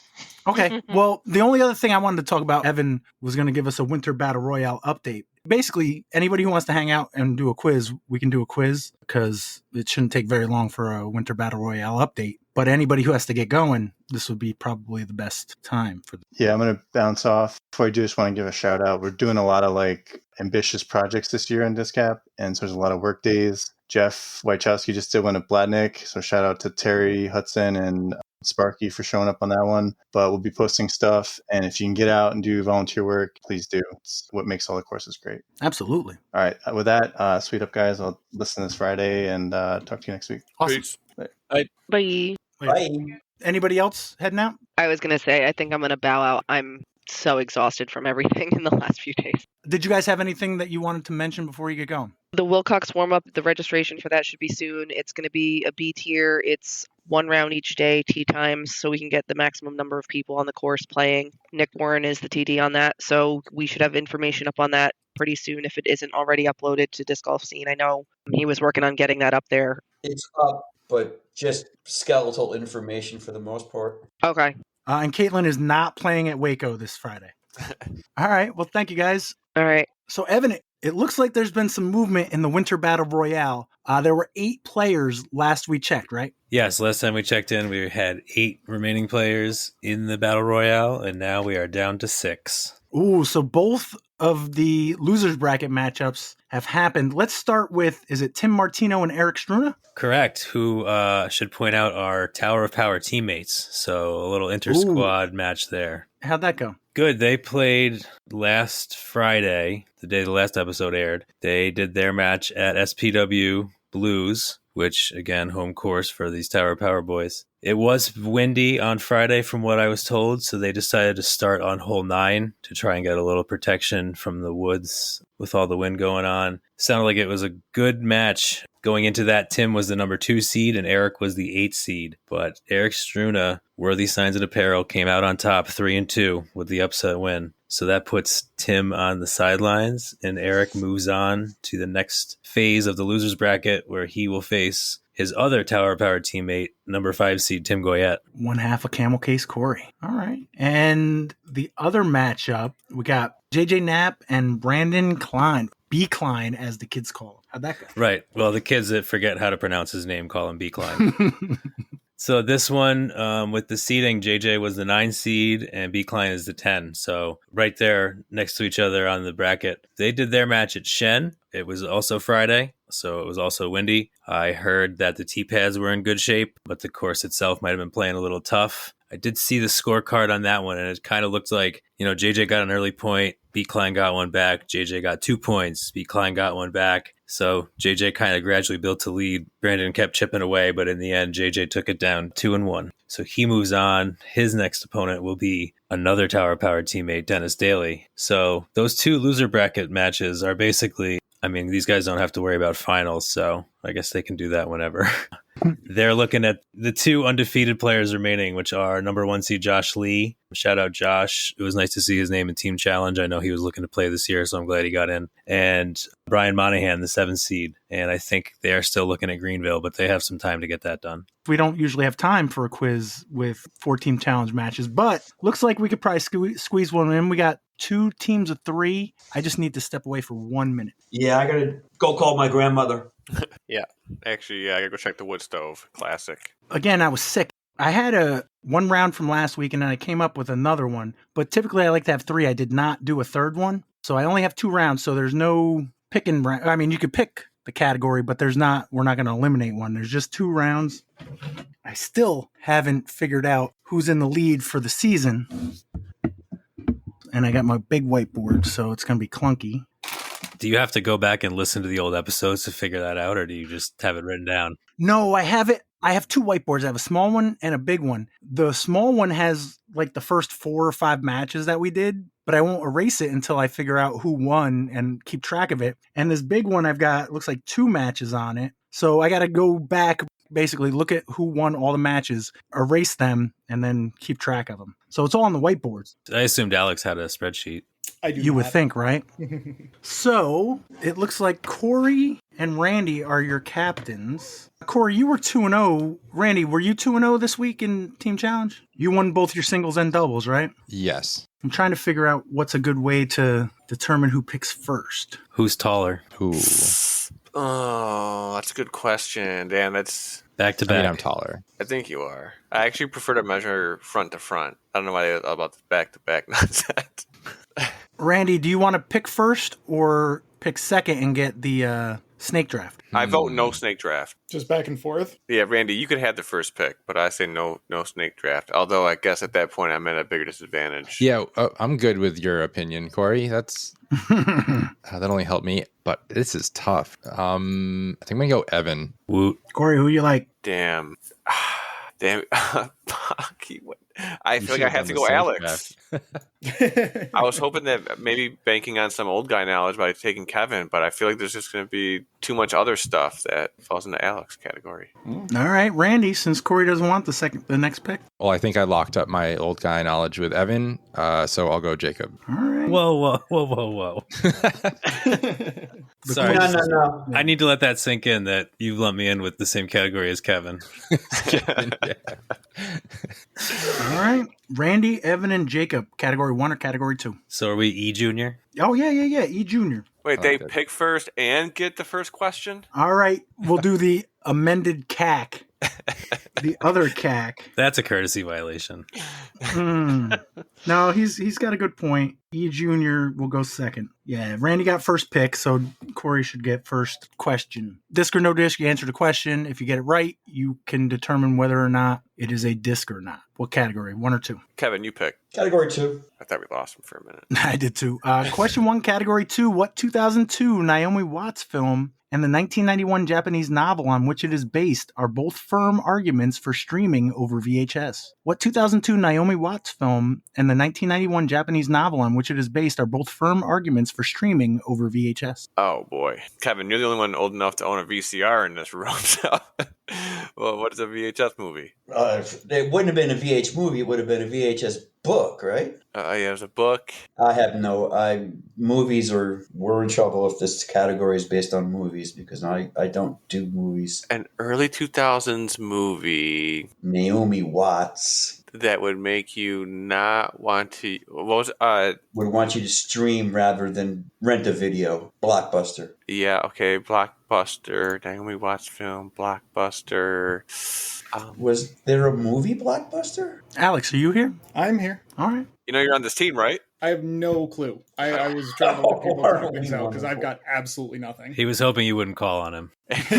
Basically. Can we get one more read of the question? What 2002 Naomi Watts film and the 1991 Japanese novel on which it's based are both firm arguments for streaming over VHS? Okay, so specifically VHS. Well, Japanese novel. Yikes, first question. What disc names that might be Japanese disc names? Sensei. So, Randy, what hole would you want to sponsor at the Minekill? Anything but 6, I think. All right.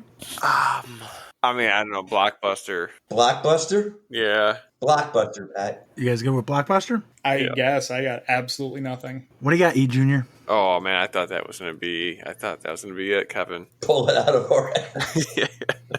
All right, so I knew that the whole time. Do you guys know it? I do. It's The Ring. Do you know what it is in Japanese? I have no clue, actually. Ringu.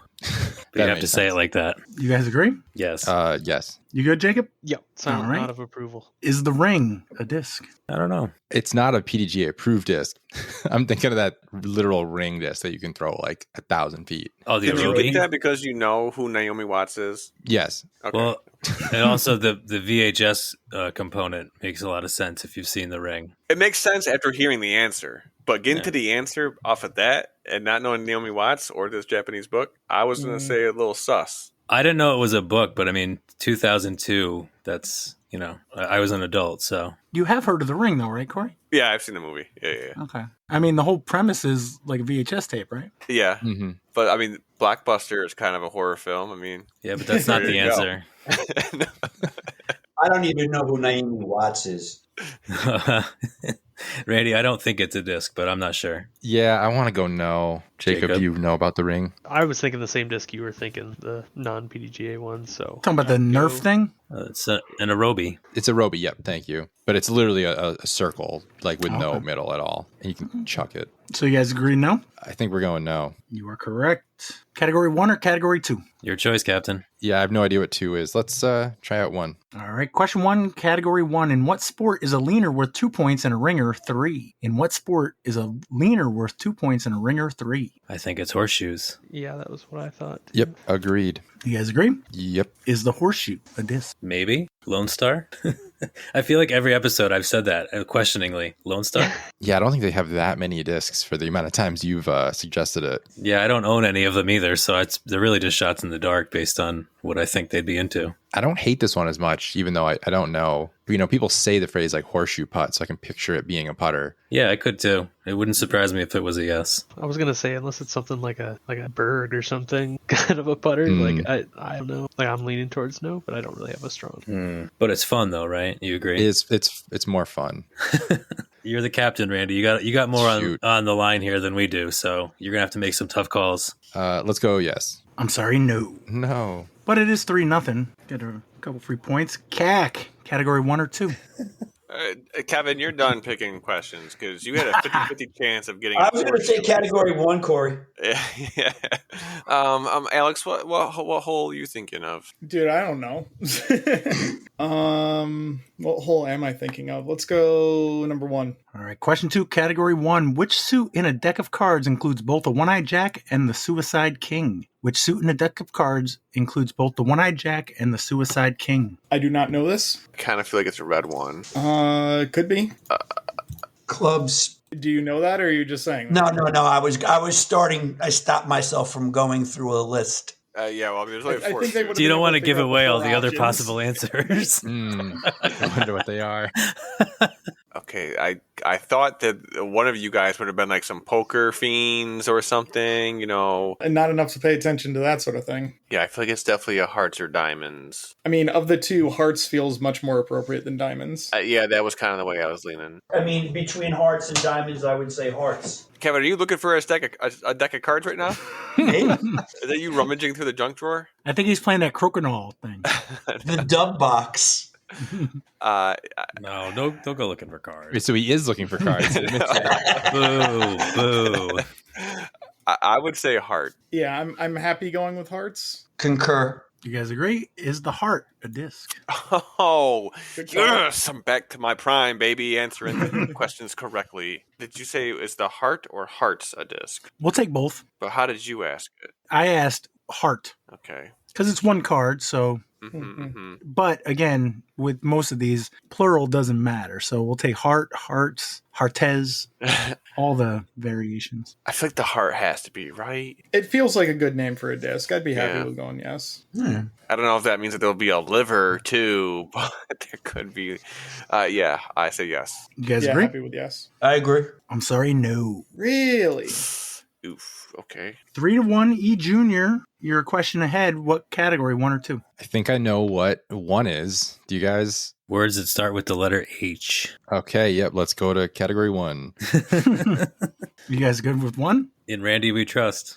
All right, question 3, category 1. What one word can be a geometric shape, a sports playing field, and a mineral? What one word can be a geometric shape, a sports playing field, and a mineral? Randy, I think it's diamond. I think it's diamond. Works for me. You guys agree? Yep. Is the diamond a disc? Yes. Yep. Latitude 64. 4. What year? Oh, gosh. 2020. Oh, no, older than that. I'm going to go like 2016. I was going to say 7. Jacob, what do you think? 17? Latitude 64, March 21st, 2011. Holy Wow, moly. it's really old, actually. Kevin, did you know that? I knew it was at least 10 years old because that disc that you picked up for me that one time was a 10th anniversary diamond. Oh, wow, you're right. Okay. All right, CAC. The new CAC. We got to keep running with category 1. Do you have an idea of what the... Yeah, come on. You guys got to get some right because I don't want to make Jack think that CAC is, you know. Whack. This is CAC season 2, and it's not starting off as hot. I think you know what it is, Corey. I think you just don't know you know what it is. Oh, category 1, you're saying now? Yeah. Okay, maybe I'll know it more when we get the 4th question. All right. If it's the thing I'm thinking of. Okay, all right. Question 4, category 1. When real, what phenomenon is caused by atmospheric dust? When part of a metaphor, it refers to a rarity. When real, what phenomenon is caused by atmospheric dust? When part of a metaphor, it refers to a rarity. A what, Pat? Rarity. Something that doesn't happen often. A rarity. I know it if you guys know it. Oh, well, yeah, I know it, but I want to hear you say it first. It's got to be a blue moon, yeah? Okay, so now I'm questioning if I did know the category to this one, and if it actually is that funny, or if I am actually. It's gotta be. And those are in there, right? Yeah. Yeah. Okay. Blue moon. Happy with blue moon. You guys agree? Yeah. Is the blue moon a disc? Damn, that's really funny. Okay, so I was thinking this was the category before. Is the blue moon a disc? I want to say no. If it was just the moon, I could see it, but I feel like blue moon isn't a disc. Doesn't seem like a very good name for a disc. Once in a blue moon, I'm going to throw this disc. Once in a blue moon, I'm going to hit this putt. Yeah. So we said no? I think we want to go no on this one. No. GT Discs, August 8th, 2022. Oh my God. Why is this the hard part? All right, E Junior, category 1 or 2? Just run down 1. Yeah, no, it's no longer H words, though. Do you know what it is? You don't know what it is yet? I'm just kidding. Okay, let's go with 1. Yes. Question 5, category 1. Flying 5,430 miles between Korea and Canada in 1995, Steve Fawcett made the first trans-Pacific solo flight in what? Flying 5,430 miles between Korea and Canada in 1985, Steve Fawcett made the first trans-Pacific solo flight in what? Randy? I'm confused. I don't know. Oh, wait, hold on. Is it a balloon? It's a balloon. Yeah. Okay. Okay. Nope. Yep. I started to write down all the options. Yeah, the red balloon. Let's yeah. You guys good? Yes. Is the balloon a disc? I hope not. That's what I'll say. Yeah, I don't like it.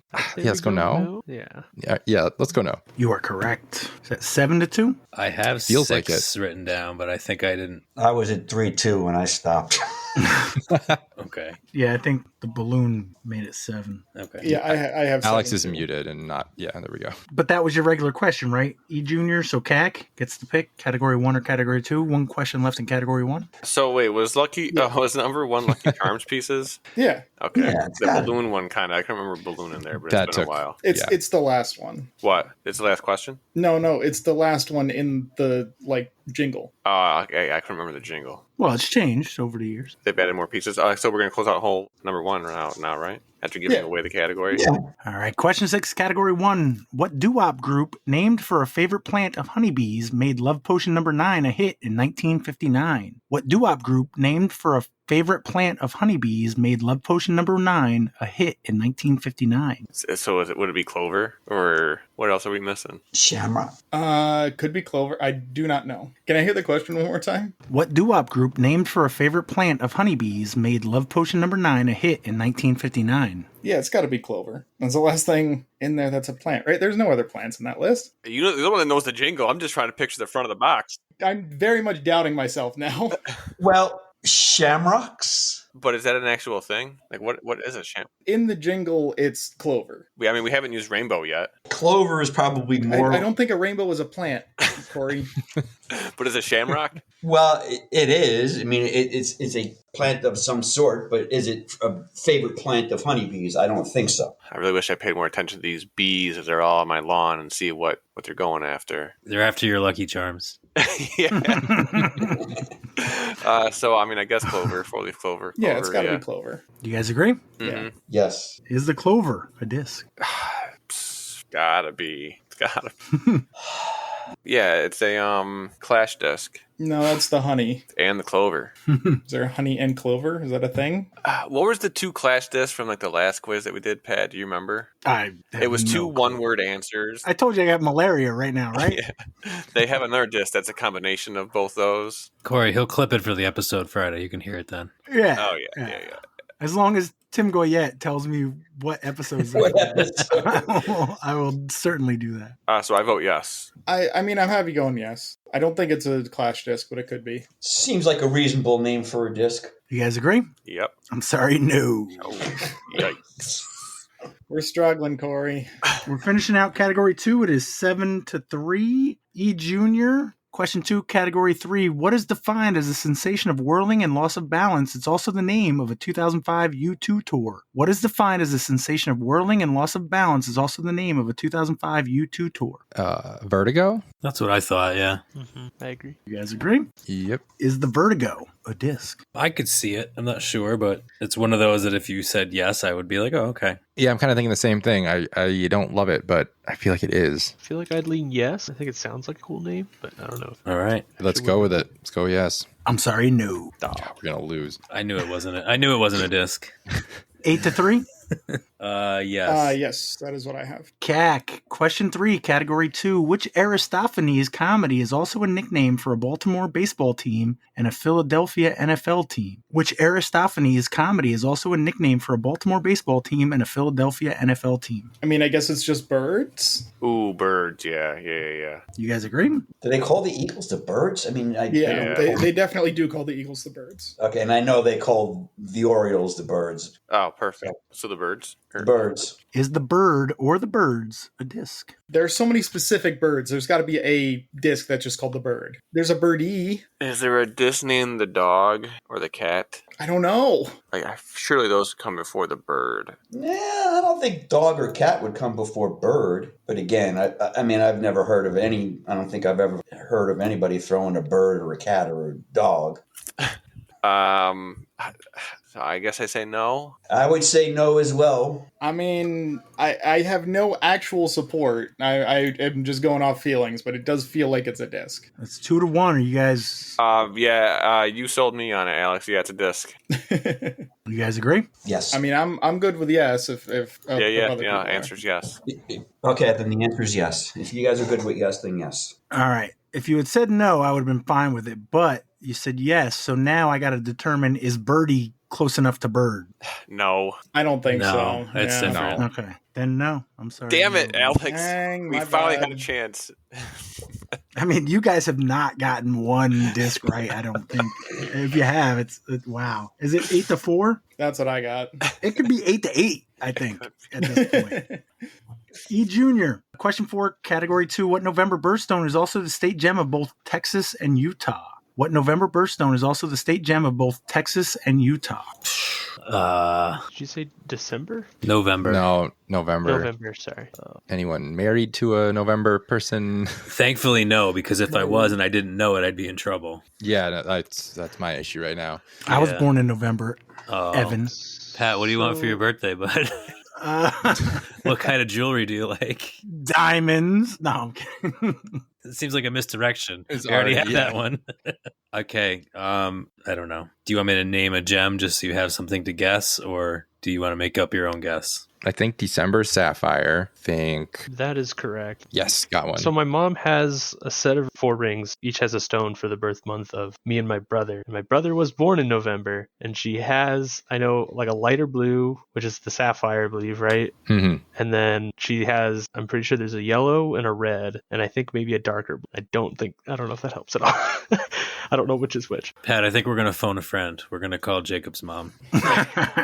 Wait, let's just go discs. I know there's a ruby. Well, Let's just Ruby's go red. Ruby. Okay. Yeah. And Texas, Yeah, I like that makes sense, right? Sure. I have no suddenly, idea where suddenly I rubies love are it. found. Texas and Utah, buddy. Perfect. Let's send it. Going with Ruby? Yep. CAC, what November birthstone is No. also the state gem of both Texas and Utah? Jade. Are you very confident in that?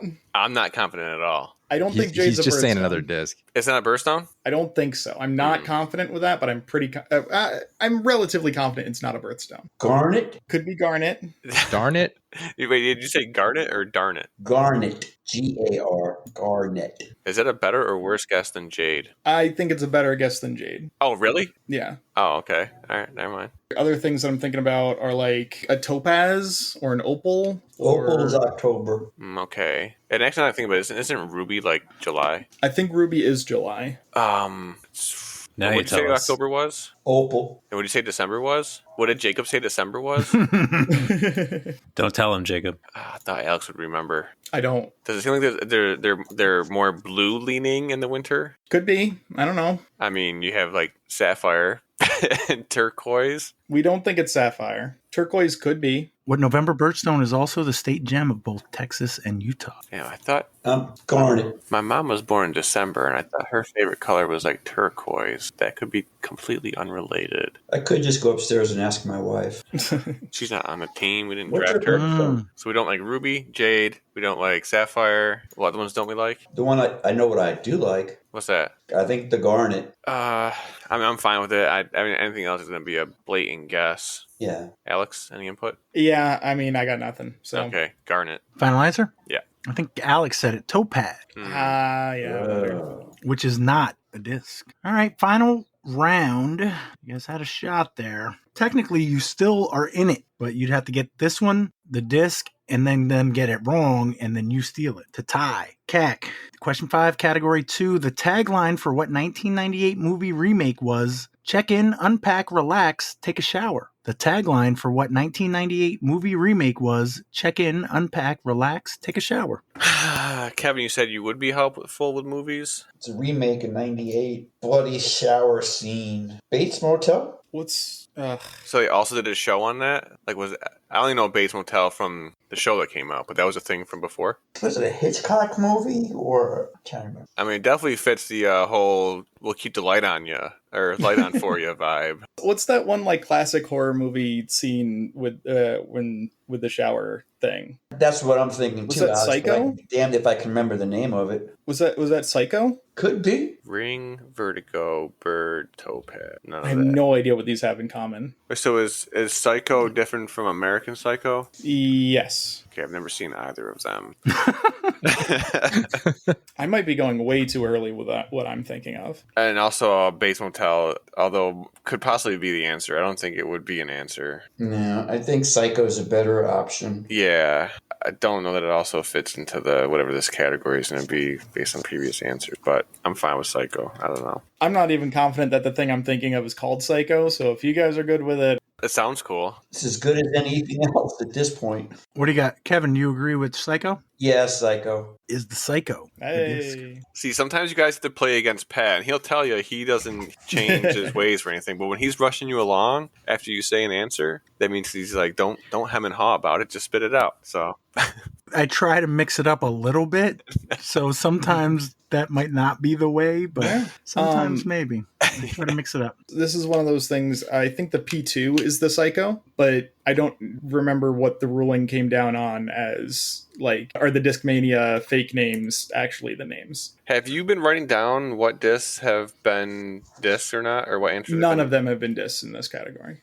None of them have been discs in any of the categories except for the diamond. Diamond, yeah. No. It's And the not. Blue Moon that you didn't get. There you go, interjecting again. We tried to say it was not a disc, but it was a disc. So I say no. If we think Psycho is, if the Discmania disc name counts, I think yes. If not, I think no. I think we've said that wouldn't count in the past. Yeah. So I say no. Let's go with no. Honestly, I think we said that it would count. Yeah, I couldn't tell you. I genuinely do not remember what we decided. I remember we decided something. Well, because wasn't like the Kevin Jones disc or whatever, or that was the reason why we said it would. I feel like we flip flopped on it.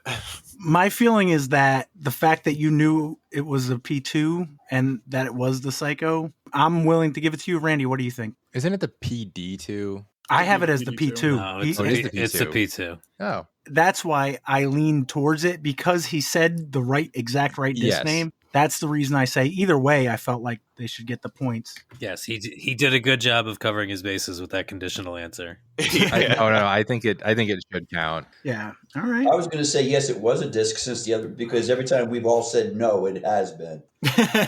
Well, that's another good point. But I got the P2, the Psycho Pro Putter Discmania, March 8th, 2007. Final question. You get this right, and it's all irrelevant. E Junior. Question 6. Name the 1994 song that contains this lyric. I can't stand it. I know you planned it, but I'm going to set it straight, this Watergate. Name the 1994 song that contains this lyric. I can't stand it. I know you planned it, but I'm going to set it straight, this Watergate. Do either of you know this? No, and the category is not helping me either. Jacob, do you know this?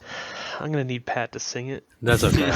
I think Evan knows it. Yes, I do know it. Oh, you do know it. Oh, yeah. perfect. I was just curious. I wanted to see if you guys knew it. The answer is Sabotage. Mm-hmm. Oh. Okay. Is the Sabotage a disc? Why not? I say yes. Let's go yes. And the whole category is Hitchcock movies. Yes. Okay, so I was thinking of the right thing. Nice. DMI Sports, February 8th, 2013. 10-6. Yeah, final. boy. Good job. Good win. Only because you got lucky on us. We couldn't get the fucking names right. Yeah, the disc part right. Any events or anything coming up? Disc beat Thursday. Thursday mornings, 10:30. Stephen P. Wallace generally, but we may be moving around to hit Thatcher and CPS in advance of some upcoming tournaments. I did want to mention the Riverside Ramble, April 26, 2025. I believe it's open for general registration. Delicious disc vending, CTP prizes, Field of Dreams, trophies. I'll message Jason tomorrow, and it looks like Randy will get whole sponsorship exemption to Minekill. Yeehaw. Congrats, Red. Sorry, Corey. Shit happens. Sorry, Cor. Let you down. Anyone you want to thank, Randy? I'd like to thank Evan and Jacob for allowing me this opportunity. You got it, buddy. So I don't know if Jaimen had mentioned it before or not, but because he's shouted out some of my stuff, he has, I think, recently announced the Volunteer Open. Oh yeah, that registration opens like now. The 11th, I think. Tomorrow, yeah. Early registration for women and juniors is the 11th, and then the 12th and the 13th are for early registration, or for whole sponsors rather, and general registration. So that'll be opening up. I think that's on Sunday, May 4th, with I think it's not like officially part of the tournament, but on Saturday, the day before the tournament, is I Love My Parks Day. And so I think there's some component of it too that there's like a raffle or something if you, and according to the disc golf scene page, reimbursing $5 of your entry fee for volunteering at a course. So yeah, be sure to check that out. All right. Well, thank you, Kevin, Kristen, Evan, Jason, Jacob, Alex, Kaitlyn, Corey, Randy, and Jaimen. Any birthdays? Sean Ryan's birthday is this week. Chris Dahl birthday is this week. Joey Harrington. And sweet up, Hudson Ballman. Thanks, everybody.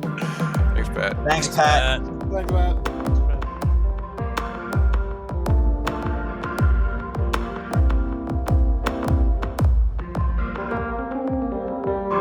I think Jaimen's the only one we're waiting for, and he's probably putting that disc in. A fresh AOL disc. Trial disc. You have mail. Just a heads up, I am sick as a dog. Been there. Yeah, I probably got it from you. Some kind of your virus. But normally I do a lot of my prep on Monday, but I did do a little bit before today. But we got enough people that talk. I don't really have to. I feel you, Pat. I'm coming out of the grave now. That sounds like way more serious than whatever Pat's got. Yeah, no, I just have achy and. I was really congested. We had a house fall on our house, a tree fall on our house on Friday. And all that wind. So it's been quite a couple days, but I got myself sick kind of from that, and it gave me a head cold, and then we had team challenge, and that was kind of nuts. That was a challenge. All I did was bring a car full of guys to West Point. I believe that's where it happened. And that's not in like South Carolina or anything, Alex. That's not too far from there. You brought a carload of guys to West Point, and that sounds like it has a story behind it, but I don't know. Just Ubering. To do what, Pat? Uber. You drove them. Okay, Yeah. It's actually a really cool place. Yeah, love West Point. People don't realize how difficult it is to get to. It's like it's not easy. It's a military base. You're not supposed to be able to get there quickly, and conveniently. You got to go to the side of a mountain. When I was a kid, I played a youth hockey game on their rink. That was pretty cool. We had somebody from West Point that was on the state athletic board for athletic trainers who we actually held a meeting in their facilities one time. It was a bear to get in for the meeting. Oh, I'm sure. And they got to stick the mirror under your car and everything. Mirror under the car and everything. Oh, yeah. What are you doing here? Why are you on this? That's cool. I had my chance. I can get like a pass to get on base, but no, I just drop them before the gates. Yeah. It's like once a month, maybe. All right. Jaimen should be on at some point. I'm trying to think if there's anything specific. There he is. I need a minute to, I didn't write down everybody's name because I didn't know who was going to be here. Just give me a minute. There's a lot of names, 2 minutes. Sorry, Jaimen. Oh, there, okay. Made it. Pat said he needed a minute, and I was going to say, well, Jaimen needs a minute to load it anyways. And then he came in to say, actually, I need 2 minutes. Like, damn it. And then Jaimen got here.